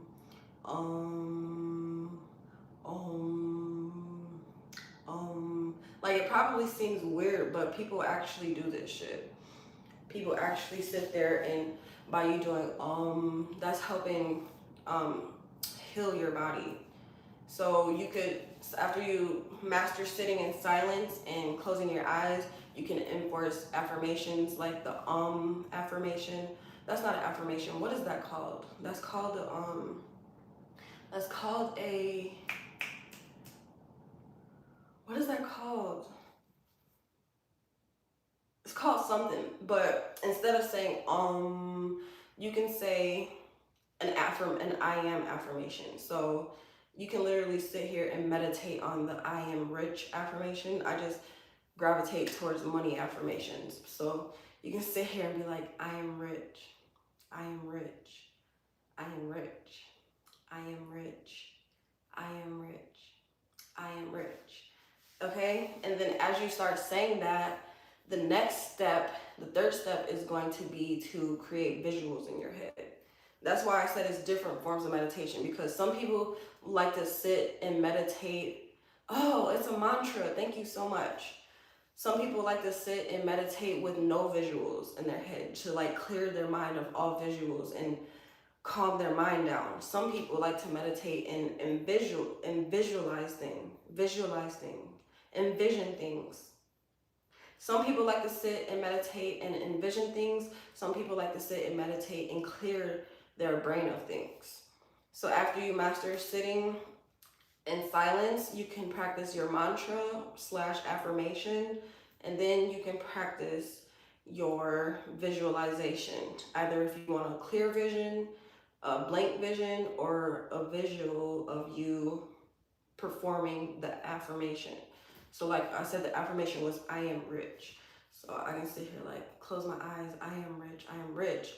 And as I'm saying that, I'm envisioning myself with lots of money, taking myself out to eat. I'm envisioning myself going shopping. I'm envisioning myself throwing money in the air. Like, I'm envisioning myself doing a lot of things with the riches that I have.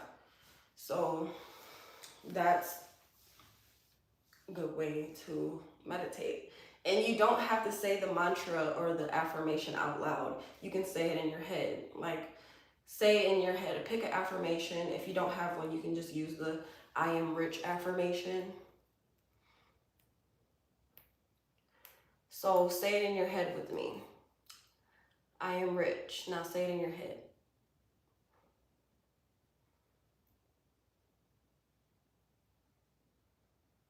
Yes, aligning your chakras, aligning your breathing, that's all great benefits of exercising.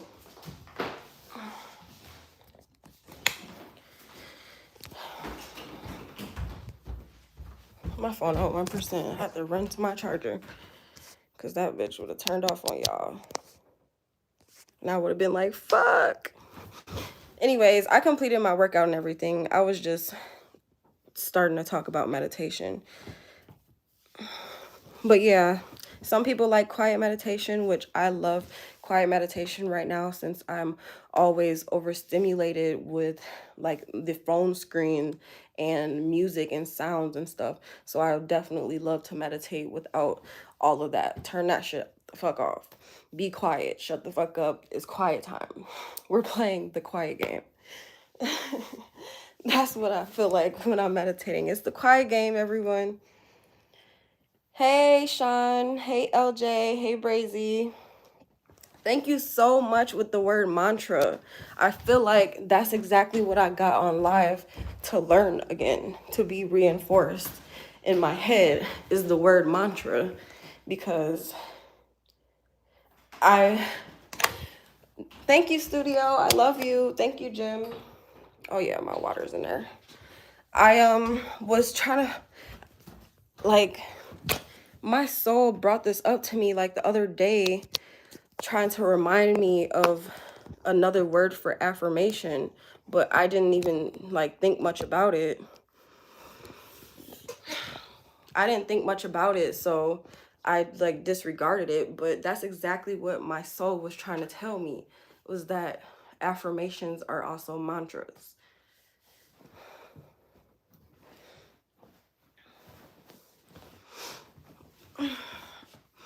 And I'm so glad that you mentioned that about chakras and everything, because that's one of the things that I wanted to base my business around. Like, I wanted to base my business around like chakras and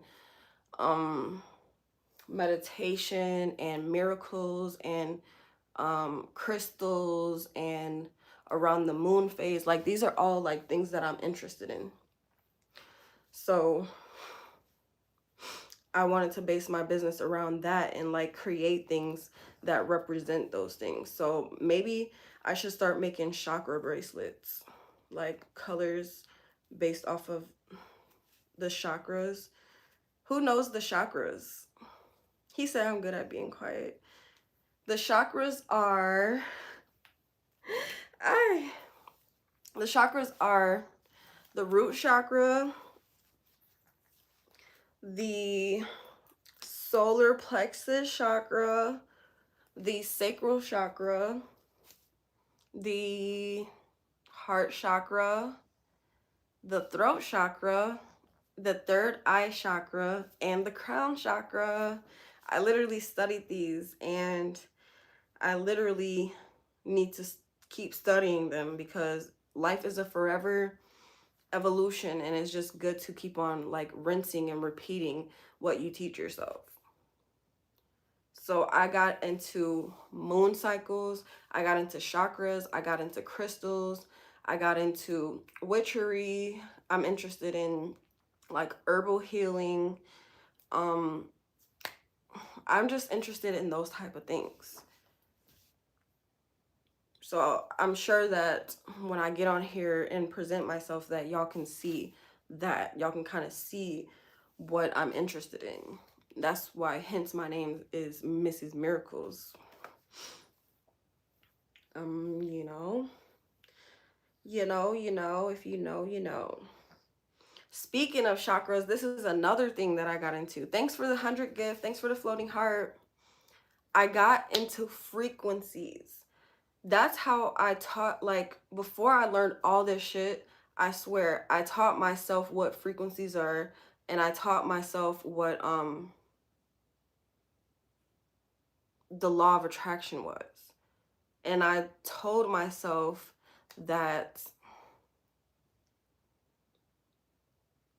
I'm a being with frequencies, so I need to be attracting things to me with different frequencies. So literally, if you look up frequency on YouTube, it's going to be a bunch of these different sounds, okay? It's going to be like a sound frequency, and those frequencies help align your chakras, and it helps send you subliminals. Yes, like the binaural sounds and the frequencies. Like, let me play one for y'all. I made a whole list in my notepad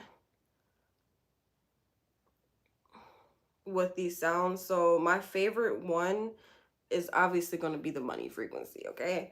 Or the love frequency. So let me look for one of those in here.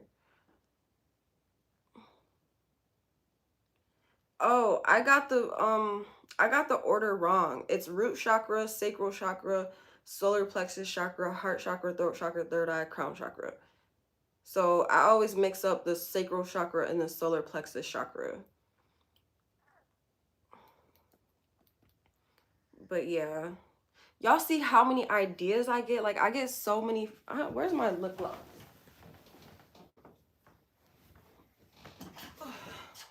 Hey, Mozzie. I love you. I get so many freaking business ideas. Like, I just said that I wanted to create bracelets based off of chakra colors. And that's another business idea. But yesterday, I said I was going to be working on bedazzling cups and making sweatshirts. So I like have all these freaking ideas. I can't do everything at once, y'all. Can't do everything at once. That's why I gotta keep a notepad, jot that shit down in my phone, something. Here's an abundance frequency.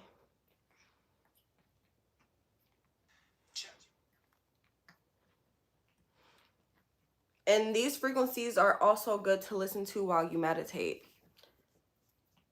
If you like to have sound in the background, it's kind of like sound waves, like the ocean waves, but like a sound frequency, a different sound.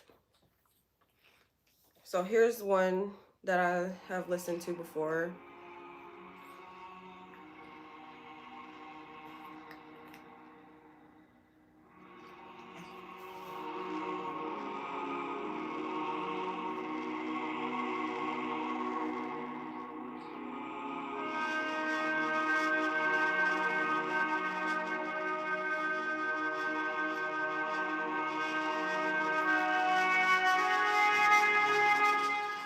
Like, you can literally sit there and meditate to this.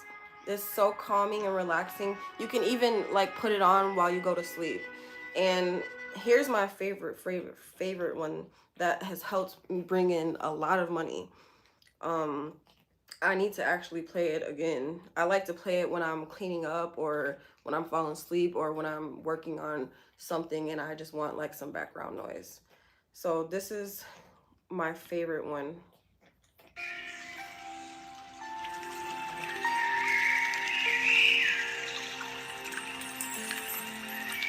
One of my favorite ones.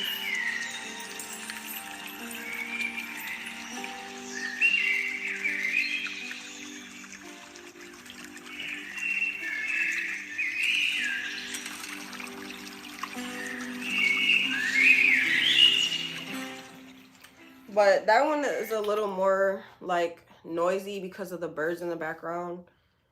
But stop.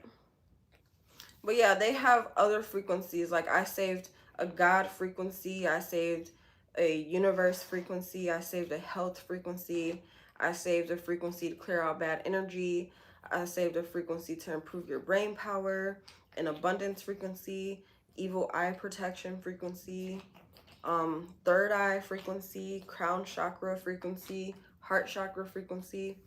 And some of these frequencies are played in hertz. It's like a sound wave. I don't know exactly what hertz is, but it's like a sound wave, I think, on a spectrum.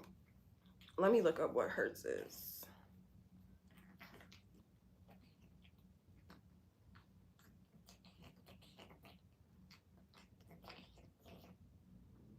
It's the SI unit of frequency equal to 1 cycle per second. So the unit of frequency equal to 1 cycle per second. So that means the frequency is a recurring sound that happens every second. I don't know, something like that. Yes, when you're asleep every night, I love that. I love to know that I'm not the only one. It makes you more powerful, and going to sleep is the best meditation. Like, you meditate automatically when you're asleep. That's why it's important to go to sleep intentionally and program your brain before you go to sleep. Like, read something before you go to sleep, write affirmations before you go to sleep, play frequencies as you're going to sleep, because you're meditating in your sleep and you're actually astral projecting while you sleep. So if you're playing these frequencies in the background while you sleep and you're astral projecting, you're being in tune with that frequency, and all of, like, your soul is astral projecting out in the ethers, bringing you back all of the law of attraction, all of the things that you are attracting. And that's the law of attraction. It's like, that's a part of the law of attraction. if you want to go to sleep, intentionally play like a frequency of what you want to attract. Let's say it's love, let's say it's money, let's say it's third eye improvement. You're going to play the frequency while you sleep so that your soul can astral project and attract to you everything you need for when you wake up and be a human being again. That's really complex.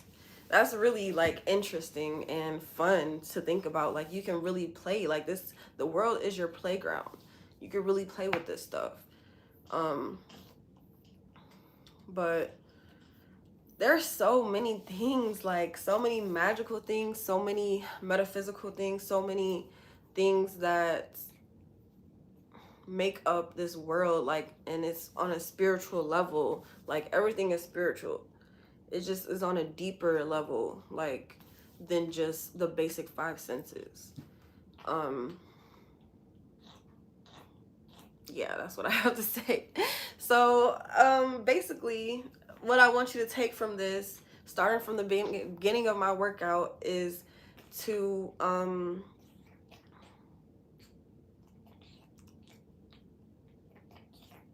be who you want to be and learn new things, and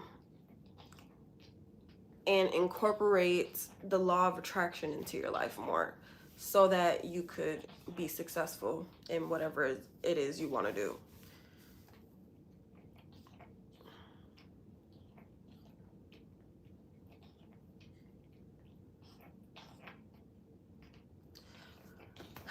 So yeah, I didn't even wear that outfit that I was supposed to wear yesterday because I fell asleep. This outfit, ow, that I was gonna put on after the shower, so I'm gonna wear it today after my shower. Thanks, LJ. You mean a lot to me. That means a lot to me. It means the most to me. It means the world to me. You don't even know, like, I'm happy because I'm starting to find like my community again, like I did, like I had it on Facebook before my shit got deleted. So I'm just building my community again, and I definitely, you know, feel y'all. I feel y'all, I relate to y'all, and I appreciate all of the confirmation that y'all give me. So much love. Yes. Much love and respect. Thank you. Just listening, that's what's up. Yes, yes, yes. What else do I have to say? Oh, since I just woke up not too long ago, and I like to kind of fast when I wake up and not eat right away. It depends on the day, because I might wake up and go get Subway. I might wake up and eat something, but for the most part, my goal is to just not really eat that much when I wake up or in the morning. I wake up at different times, so that's why I say when I wake up. At least 6 hours of no eating. So what I like to do instead is my health regimen, where I eat a piece of garlic clove, I take a shot of apple cider vinegar, and I drink a spoonful of olive oil with water or with some drink. So I already took my garlic, already ate my garlic, so let's go do the apple cider vinegar and the olive oil. But you have to do it on an empty stomach. That's why I said I don't eat, so that I can let the nutrients and the minerals of the garlic, the apple cider vinegar, and the olive oil to like work in my body, to activate in my body. So it's important to do it on an empty stomach. And sometimes I just don't eat breakfast because I just don't do it. I don't know. Like my body just doesn't care to eat when I wake up sometimes.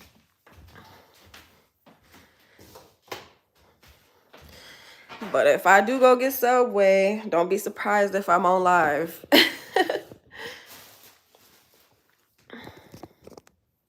Don't be surprised, don't be surprised if I'm on live, if I'm on live.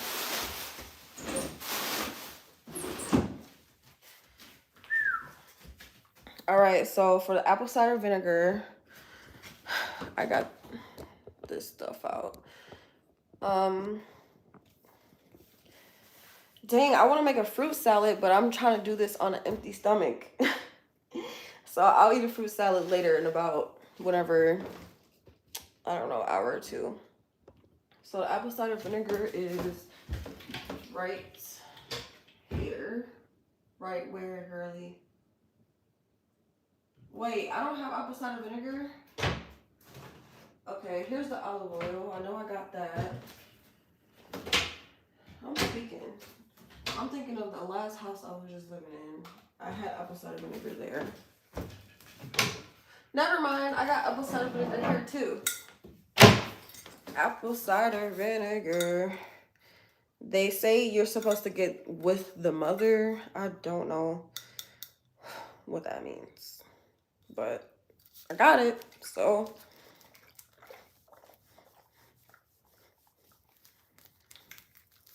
Having garlic and olive oil and empty is for gas removal from the body. I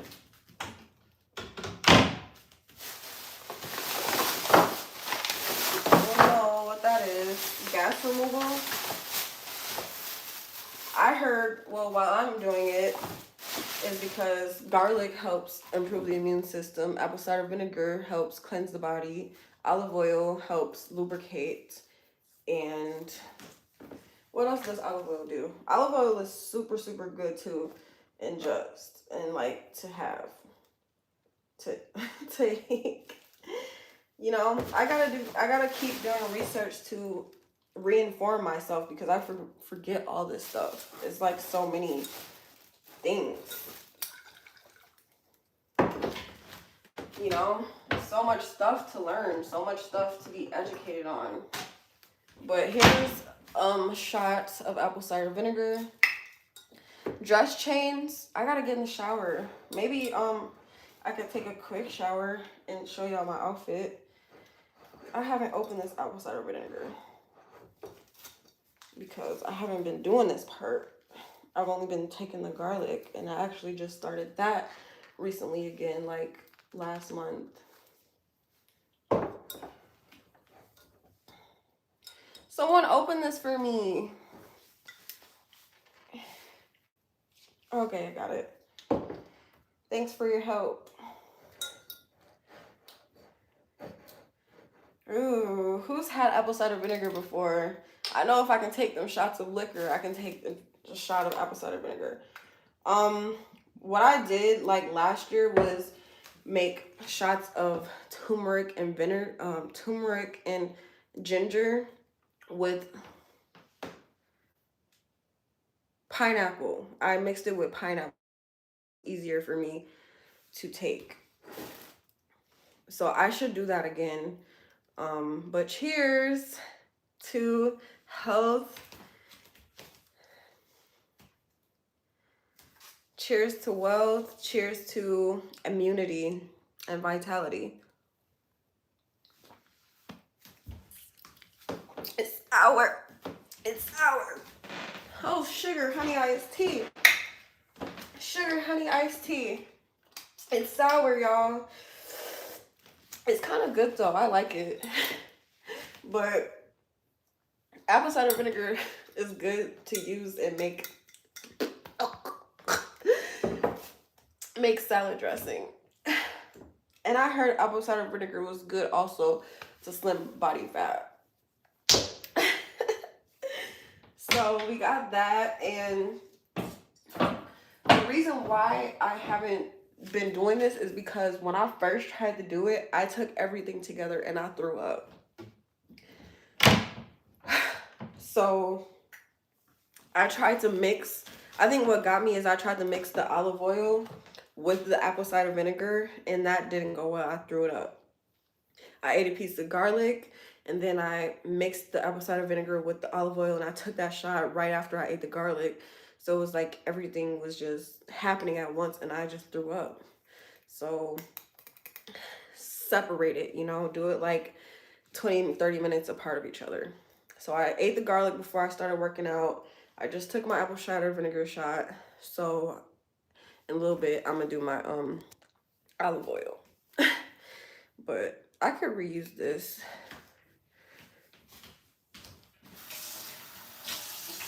I can reuse, you know?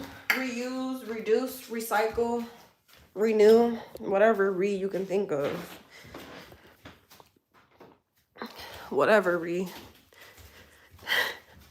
I got that pineapple over there. I see y'all eyeing my pineapple.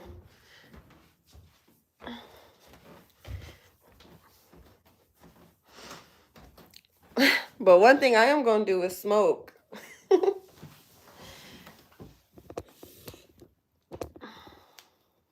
What didn't you know, DJ Fly, about the apple cider vinegar? One thing I can do. Ooh wee, I still taste it.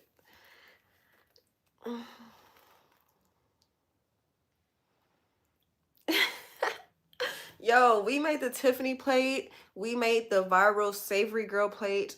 Now it's time for the viral sardine plate. Yes, you heard, sardines. And I actually like sardines, and people might call it a struggle meal, but it's being revealed that everyone likes sardines. So how much of a struggle meal is it really?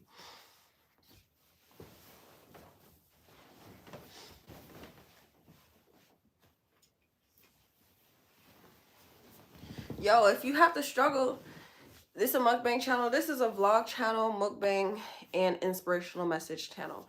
And now a giveaway channel, because I'm going to do giveaways at the end of every month. Excuse me. That's the apple cider vinegar. And yeah. I like the sardines with hot sauce. Damn, what was I just saying?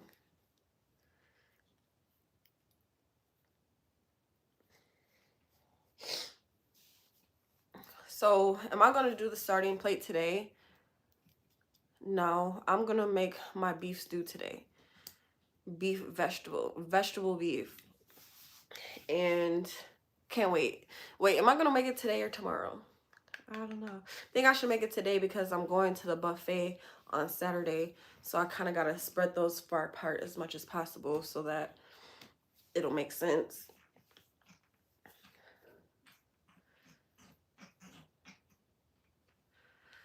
My kitty. Hey, Mozzie.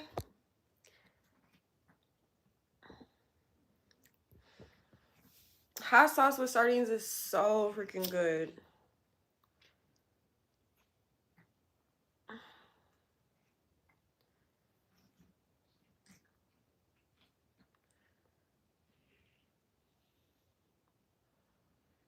Look, I feel that apple cider vinegar like bubbling in my stomach right now. Like, right now.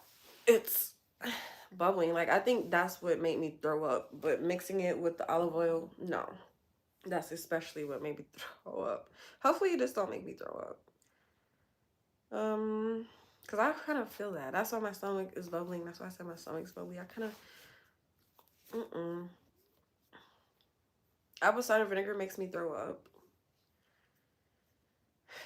Gotta mix it with something. Mix it with some water or something. Not olive oil, though. Gotta mix it with some water. But yeah, I was making ginger and turmeric pineapple shots where I blended up a whole bunch of turmeric and a whole bunch of ginger with pineapple, and I would filter that with a strainer and strain out all the pulp, and then I would be left with a juice which I would take as shots. Which I should get back to doing that. That's why I'm saying that.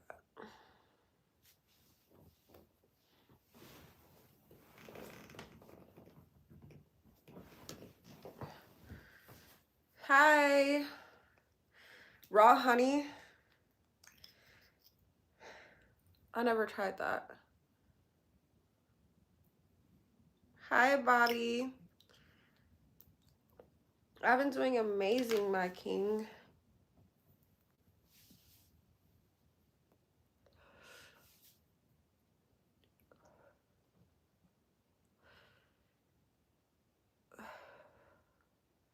He said apple cider vinegar is gas, is releases gas. It might do because I got a fart. Excuse me. Oh my gosh. Oh yeah, it's time to do something different with this. I think I'm gonna do the bow again. Or should I look, I love Bantu knots because when I take them out, they look like that. And that is such a cute style. Look at it. That's so cute. Like imagine if my hair was covered with these Bantu knots and I took them all down and my hair looked like that.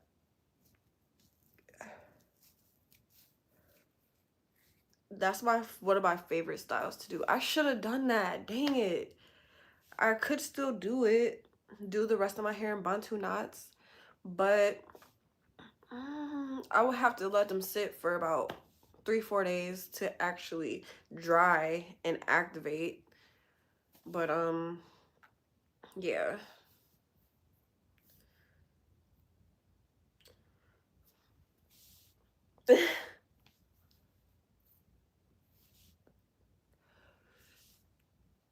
Now I got two different curl patterns. I got this and I got this shit that's not even curled.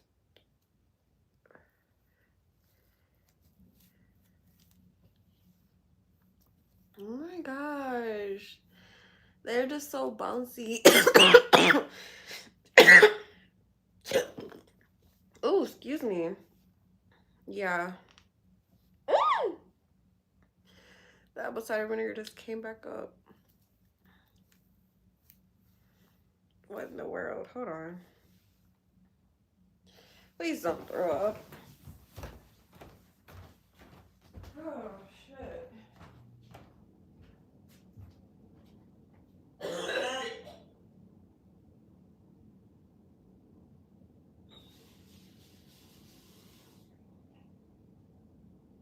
Ooh, wee. Oh my god.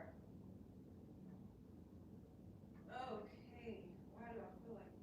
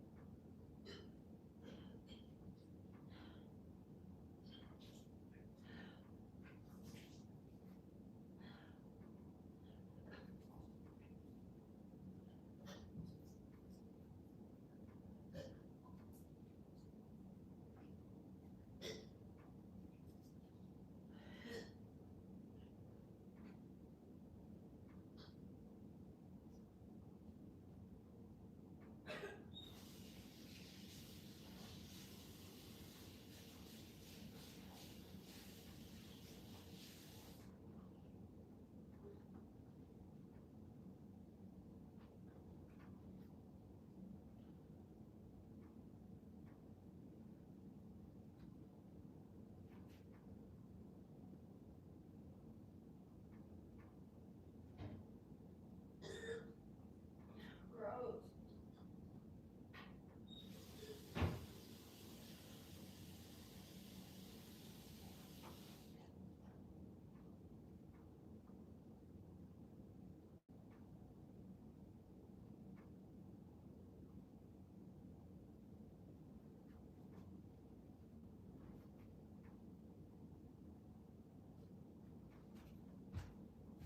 That's crazy.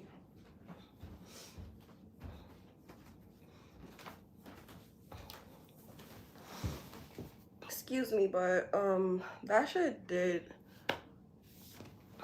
make me just throw up. Excuse me, that's gross, but now I'm trying to figure out what I'm gonna do with my hair because this is so cute. Hey, Bobby, I'm so sorry. Thank you for being nice to me, and thank you for being my friend. Thank you for making my new year full of love and wisdom, knowledge, beauty, and positive energy, and peace and happy. Peaceful and happy. I'm so happy that I'm able to do that. When you sleep, you meditate. Yes. My mom was showing me the pictures when I was a baby. I'm going to send you the picture. Yeah, I'm okay now. Like, gross. Why? I don't know, but I feel like I fucked up because I want to do the rest of my hair in Bantu knots now. Because I can't get over this style. I can't just go out like that. I have to do the iconic look. Y'all know what's crazy? That whole time I kept the blend in my hand. I didn't know what to do with it. What the fuck?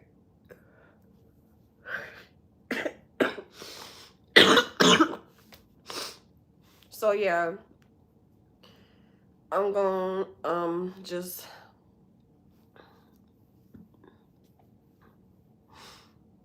it's so cute. This is the iconic look. Like, y'all want to know what's so iconic about it? Let me show you. Uh-oh, I don't even have the pictures anymore. Yo, that's fucked up. Because my Snapchat got deleted too.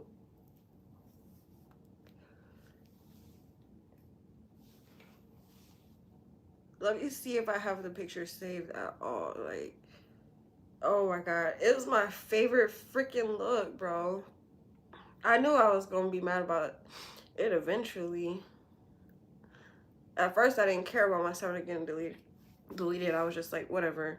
Even though I had a lot of pictures on there from years, but I was just like, whatever. But now, I just realized I lost all the pictures with my hair dyed. I used to have all different colors, like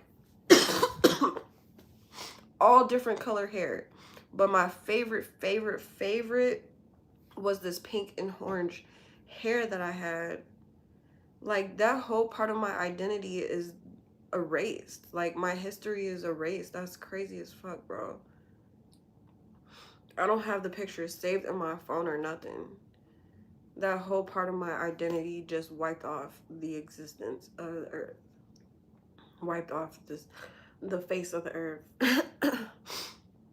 That's why I made it a point to start saving photos. Like, going to print off photos is so important. Like, all the photos that you have of yourself in your phone or whatever you take pictures of, make a photo book. Like, now is the time, because yeah, now's the time. Yeah, my Snapchat, oh my gosh, I have one picture. I have a few pictures of my shit when it was orange. But my old Snapchat that I had for like since 20 like 18, 19, like my first ever Snapchat I have for years. But my hair was dyed this pretty orange and pink. Like, oh my gosh. I wanted to show y'all the style with the Bantu knots, because I did the Bantu knots with this hairstyle, with this hair color. And when I took it down, it gave me like the best look ever. Like, I wish I had that picture. I don't have it no more. But yes, my Snapchat and my Facebook got deleted. Like, what? This is cute when I have blonde hair, and that was for prom.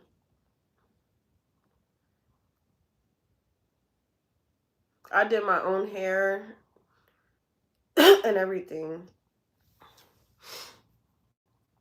I had purple hair before. I love that shirt. I don't even know what happened to it. But yeah. He said I look better thinner. I was young as hell. My body didn't grown and evolved, and I didn't matured, and my hormones and stuff changed. Like, puberty hit, my nigga. Y'all ain't go through puberty. Excuse me. Dang, I wish I had the picture of the Bantu knots after I took them out with that orange hair. I don't.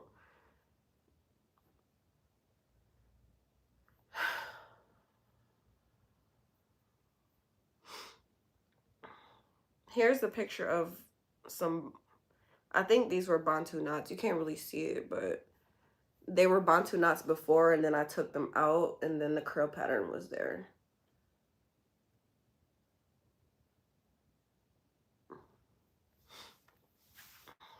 So, dang, since I don't have that picture, that's kind of blowing me, and I don't even want to do it no more. I don't want to do this style no more. Dang. I even have blue hair. I even have blue hair. And I didn't save a picture with that. But yeah. And then there was an era when I was wearing flowers in my head. Had me looking like a fly, mamacita, fuego. Cause you look so good. And I think I literally did that just because of the song. But I'm gonna start doing that again. Cause I really like that. I think that was me. Especially if I start pulling out the Bantu knots. Put the flower on the side with the Bantu knot curls. Oh, girl, you be killing it. Yes. But instead, my hair be looking like this. Which is better, this or this? So freaking cute.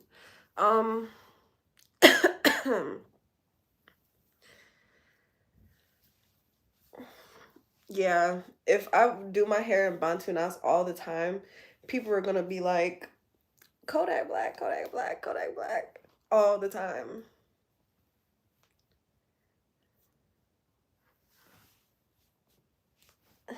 No, I don't know. I be really picky about doing like adding hair and stuff, even though I've done it before. Actually, is there a picture of me with the braids that I did before? I would, if I did laminate braids, I would want to get my own hair, use my own hair. Or would I? I don't know. That's what I was thinking about since I'm like such a natural. It's annoying. I'm like, just add some hair to your hair, girl. It's not that bad. But I don't know.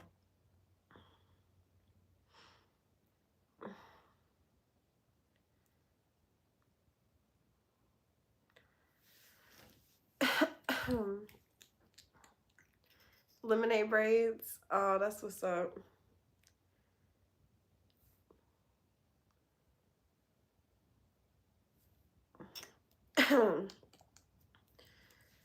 No, but I was supposed to been, since we're talking about hair, I was supposed to been back doing this hair treatment that I started. And it requires me to have to keep my hair wrapped up. Excuse me.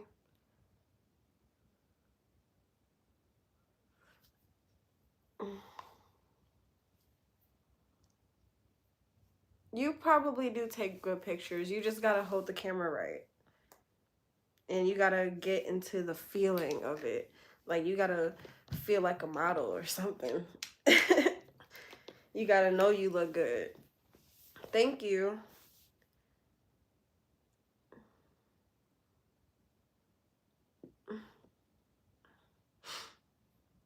Oh, here's my logo.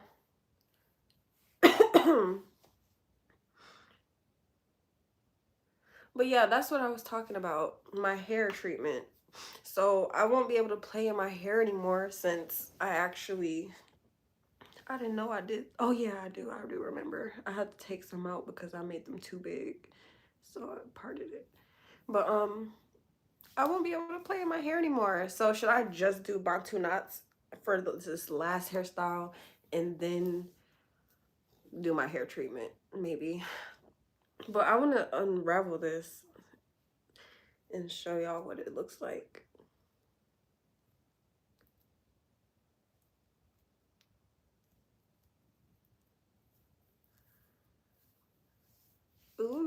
Like, that is so cute.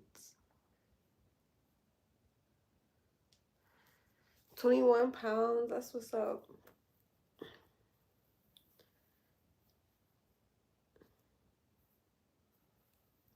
But that's why I said this is the iconic look, because you can't get this look doing anything else. It's only the bantu knots. The way that it twirls, the hair, and the way that the hair comes out after you untwist it. It's just like intertwined a certain way. The way that you do the bantu knot is just twisting, like grabbing the hair. This one's already twisted, so you just grab the hair and twist and twist and twist and twist and twist. Usually it'll take you a long time to twist it.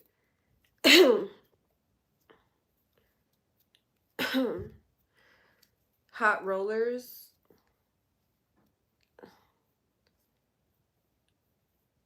twist it all the way to the bottom, and then, well, before you get to the bottom it might twist up here, but once you twist it all the way to the bottom, then you could like wrap it around itself. And I put a rubber band in it, so it's not really like the real thing, but before you put the rubber band in, you wrap it around itself. You keep on twisting and wrapping and twisting and wrapping until you make a knot. And it's called a bantu knot. And it's like that. Cute, right? So here you have 3 different variations of the bantu knot. You have the knot itself, you have the untwist, and you have the separated twist. It's 3 steps to the bantu knot. But congratulations though. Am I married? What's your question? Dang, so I'm so confused. Like, if I can't take apple cider vinegar like that, am I just gonna have to drink it with water? Like, why is it coming back out like that fast? Anyways, I don't know. Maybe I can't try again because I ain't ate nothing. Like, why did I throw up? I didn't take nothing with the shot but the shot of apple cider vinegar. So it's just like, huh? I don't know. I'm confused. Like, I didn't mix it with the olive oil this time. Do I want to try again? Like, what do I do now? Because, yeah. I think I'm just going to try it again and just mix it with some water. So I'm going to go do that. I'm going to pour a shot and then mix it with some water. I'll be right back.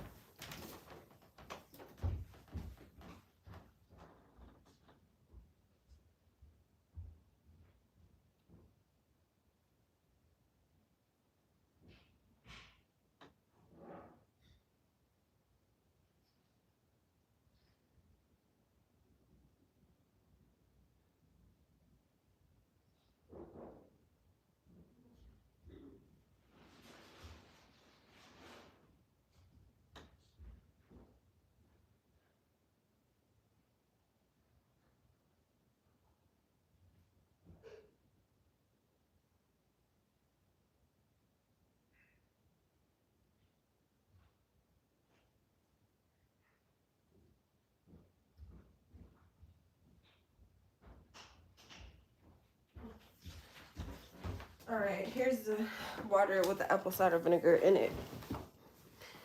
So hopefully this is better and it won't make me throw up. Let's try.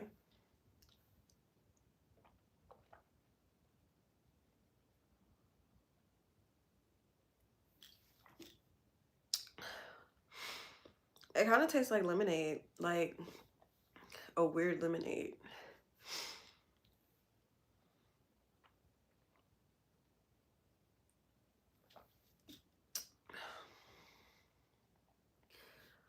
Or just vinegar.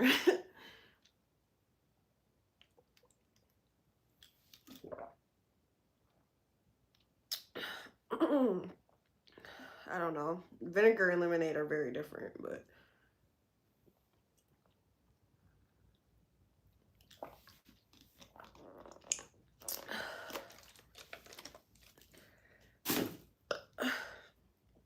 so hopefully, let's test this out. This shouldn't make me throw up. Sorry for saying that. I feel like that's like a triggering word, but it's real. I'm just being honest, okay? I could have just went in there, did my business, act like nothing happened, but I don't know. Y'all are experiencing this with me. I mean, I shared that I was taking the shot of the apple cider vinegar, so I feel like it was only right that I show y'all or tell y'all how it reacts to my body, how my body reacts to it.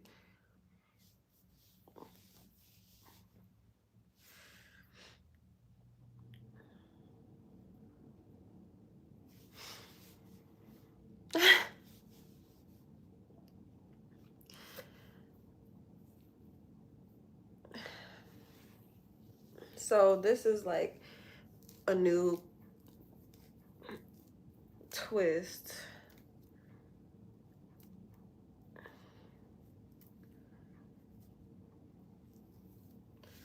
I mean, not a new twist. This is hair that we can make into a new twist. Look, I just love how it looks moisturized. I put coconut oil in my hair, so. This is a new patch of hair we can use to make the twist. So I'm gonna just show y'all. Ooh, hold on. Separate a little bit. Okay. So yeah, you wanna grab it up like this. You see how I'm twisting at the roots? And then you keep on going down and twisting. Okay. And you can see it's starting to wrap around itself. So that's fine. Keep on twisting and then wrap it around itself as it goes. Keep twisting the ends of the hair and then just let this kind of do its thing. It's not moving anymore, so we can just keep going down. Oh, kind of starting to twist at the root, but as you can see, I'm going down to the end of the hair.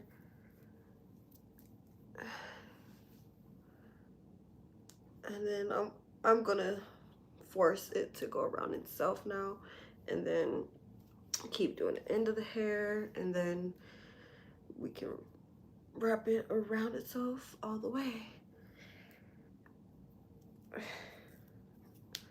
Like so.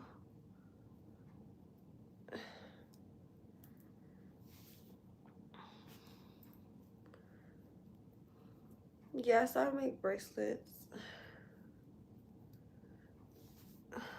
There. It does actually feel tight after, and then you put the rubber band around it. It does feel tight after you twist it. Oh, dang, I just broke the rubber band. Snappers, you know, oh, dang it. I can't even do the hairstyle because I don't have enough rubber bands. I forgot about that. I was supposed to go get a bunch of rubber bands, but I didn't. So I'm just gonna go ahead and take these out.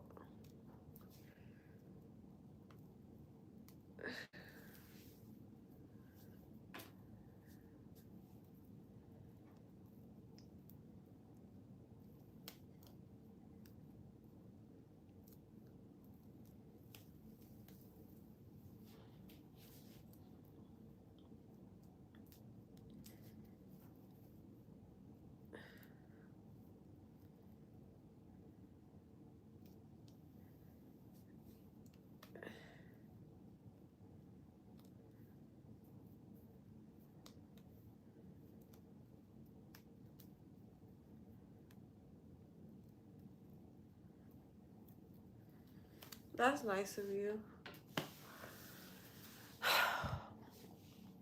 Yeah. I mean, you could try to twist it without rubber bands, but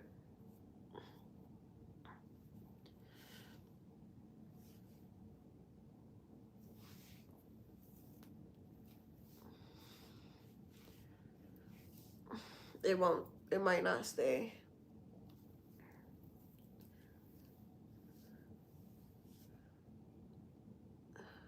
Oh, okay. I see. Yeah, I was wondering if that was autocorrect because it didn't make sense.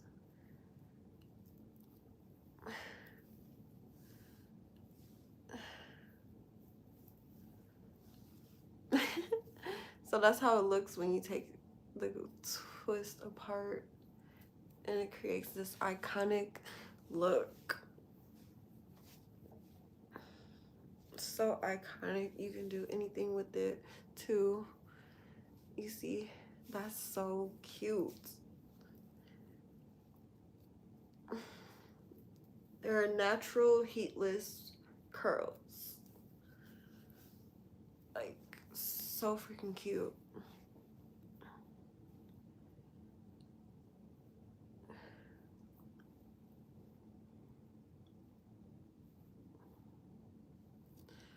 So yeah, we're gonna see how my body reacts to the apple cider vinegar mixed with water.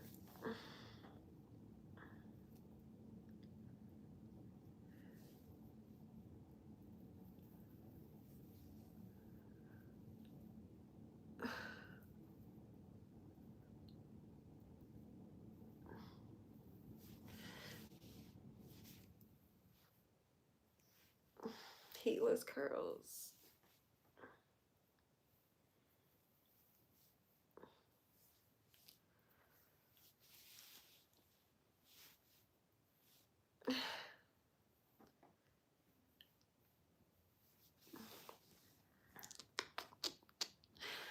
Yeah, but unfortunately, I am gonna go wash this out.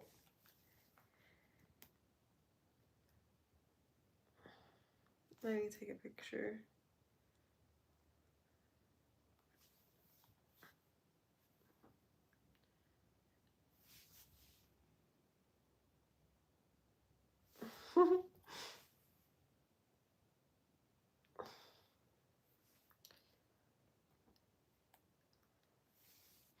Thank yous.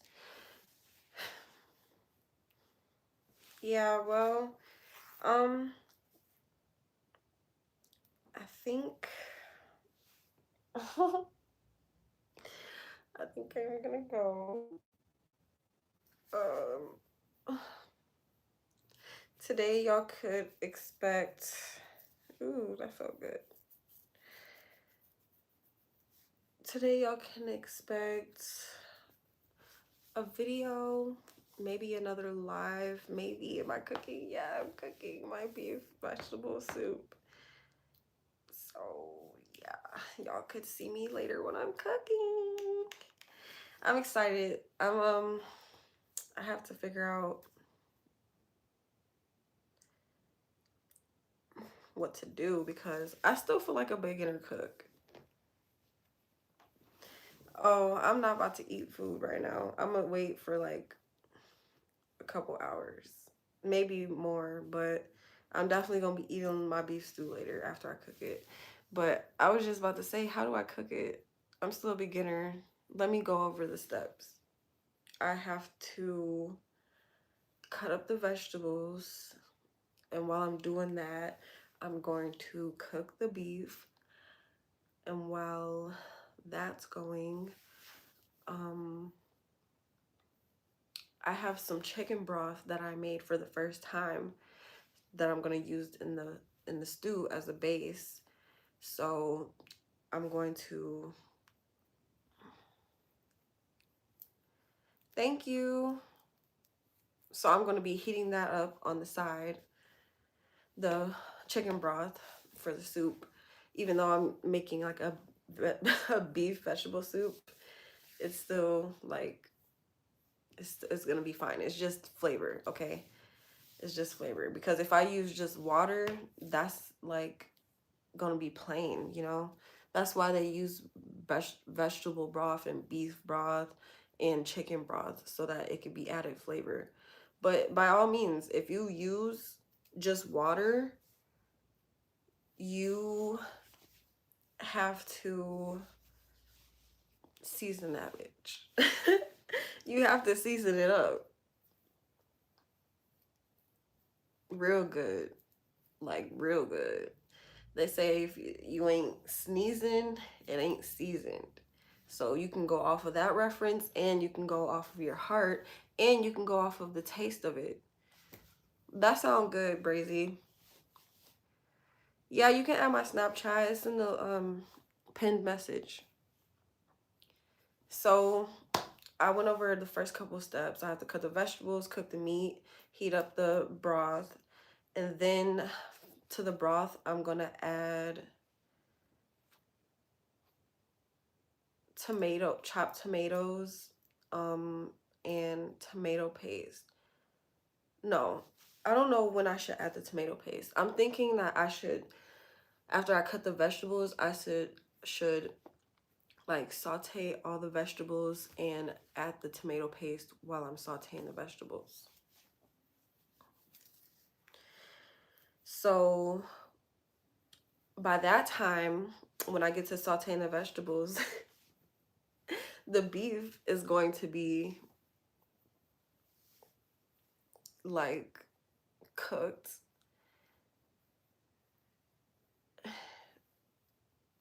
So then I'll start combining everything with the broth.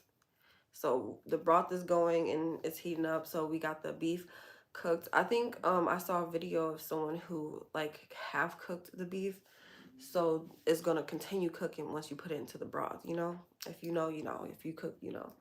So I'm gonna add the half-cooked beef to the broth, and then I'm gonna add the sauteed vegetables to the broth, and then I'm gonna combine everything and get those flavors going, and it's gonna start tasting so good. And then I'm gonna season that bitch even more, because the vegetable broth, the chicken broth, is not enough flavor. It's just a base, you know. So we're gonna season it, and then we're gonna be done.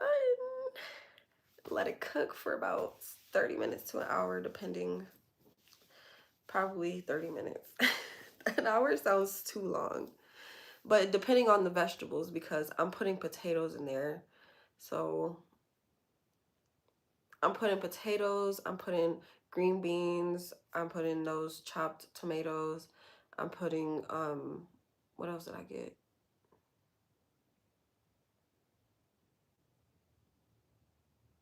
I'm putting celery, and I'm putting carrots. Yeah, that's what I'm putting in there. And the vegetable beef stew. So I think I'm gonna season it with thyme, oregano, onion powder, garlic powder, paprika, and cayenne pepper. Like onion powder, garlic powder, paprika, and cayenne pepper is what I put on everything. But then when it comes to like thyme and oregano and like Cajun seasoning, or what other seasoning, like chipotle or chili powder, that's when you start making different flavors. So I wouldn't add no chili powder because I'm not making chili. You know what I'm saying? Brown rice, yum. Do you have some vegetable to go with it? Do I use crushed ginger and garlic? I use garlic. Sometimes I use ginger to cook with. It depends on what I'm making. Like when I make this really yummy peanut butter soup that I had learned a recipe off of YouTube or somewhere. I think I Google searched it, and then it was on a website, but the video was also on YouTube. So yeah, it's really good. And it's really simple too. It consists of ginger, cayenne pepper, peanut butter, tomato paste.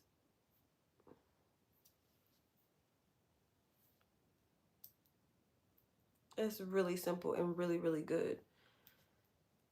I should make that again soon. I posted a video of me cooking it.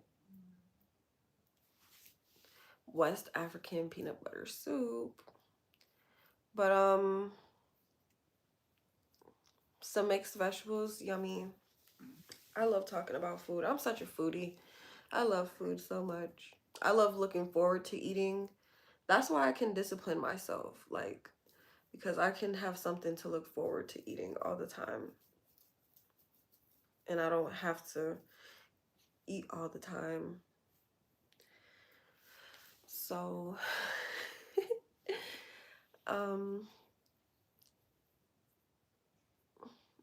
what's high protein?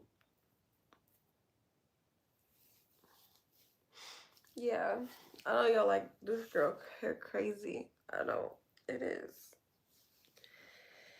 I just took those bantu knots out. And yeah. So, thanks for tuning in, y'all.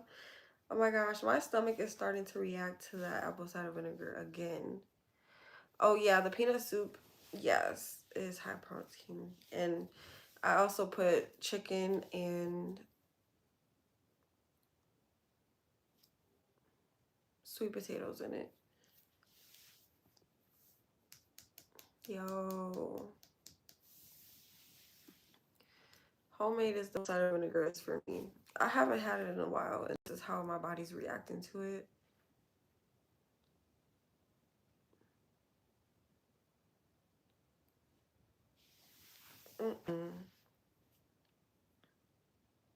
I'm getting all slumped and stuff. I don't like it.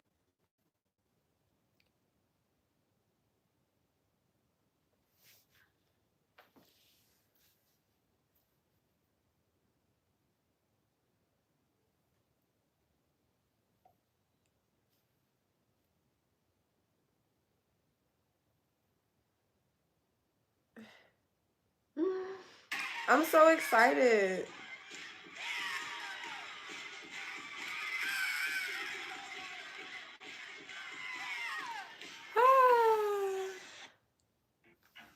Why did I take apple cider vinegar? Because it's said to be a healing agent. What about what you usually put in your water? The chia seeds and the lime water? I'm gonna go get the apple cider vinegar and read it.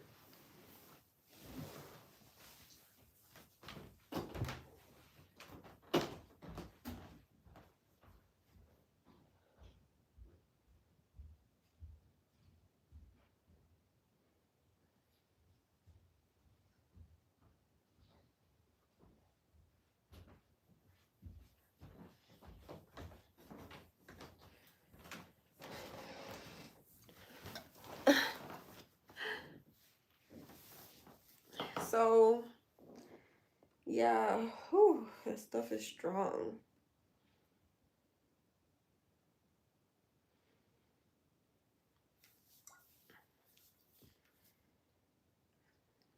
It doesn't have any health benefits on here. It just says made from the juice of apples diluted with water to a uniform, unfiltered, raw, and unpasteurized Heinz all natural unfiltered apple cider vinegar retains the remarkable mother, a compound created naturally.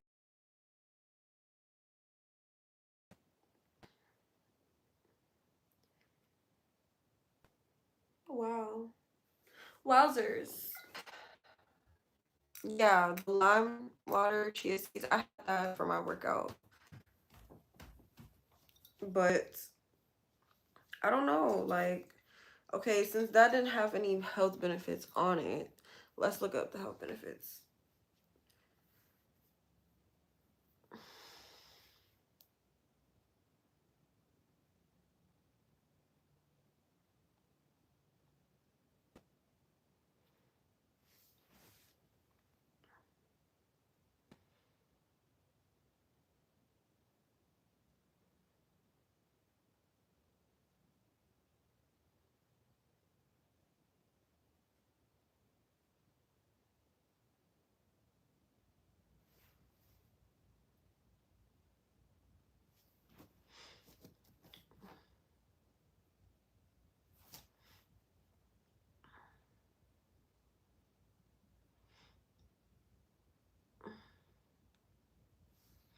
It says it aids in digestive, a skin toner, and a hair rinse.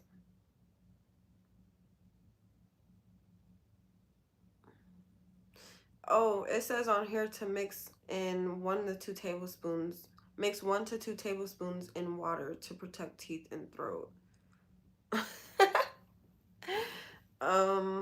Yeah, I just took the shot straight.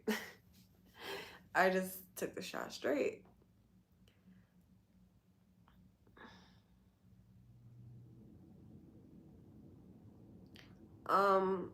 It might help lower blood sugar and kill bacteria.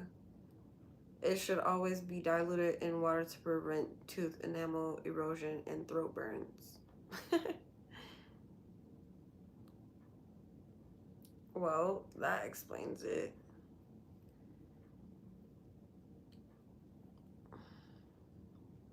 All you see is people having apple cider vinegar shots.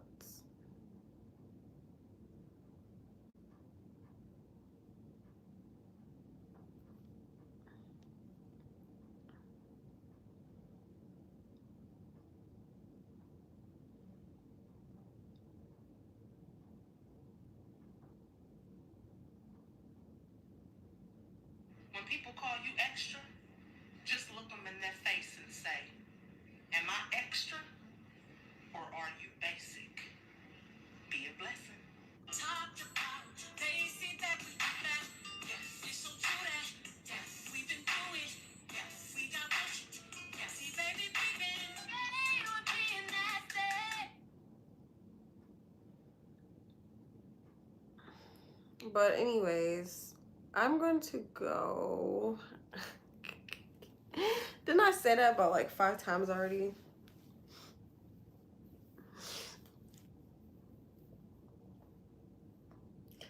I don't know what I'm going to do to my hair. I wonder if I could like slick it up. Maybe if I do this with the high bun, that'll be super, super cute. Because I don't want to like lose these curls. You know what I'm saying? Curls for the girls. So I think that's exactly what I'm going to do. Put this up in a bun and formulate this hair around the bun somehow.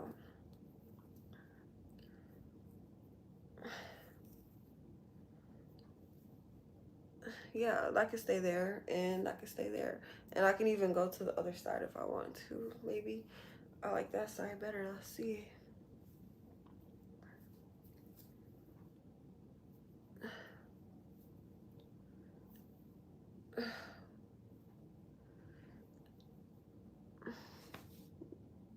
Yeah, I don't know. Maybe I like that side better.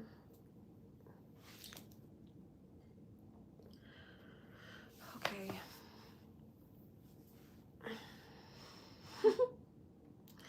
Okay, my I love. just started my period and my husband asked.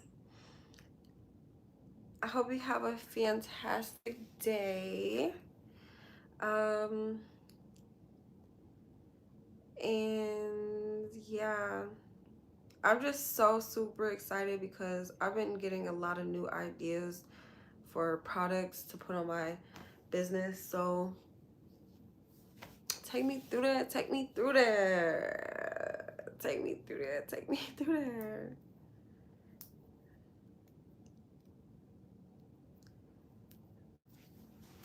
Half it.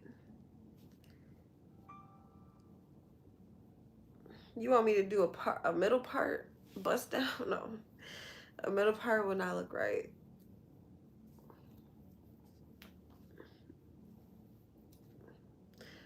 With a bun, maybe. And then I'm gonna need 2 sticks in my bun.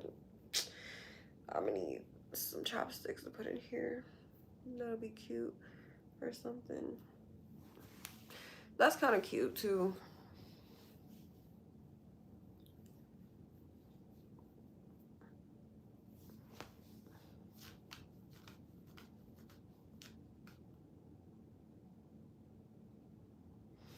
So guys, just stay tuned for more vlogs, mukbangs, inspirational messages.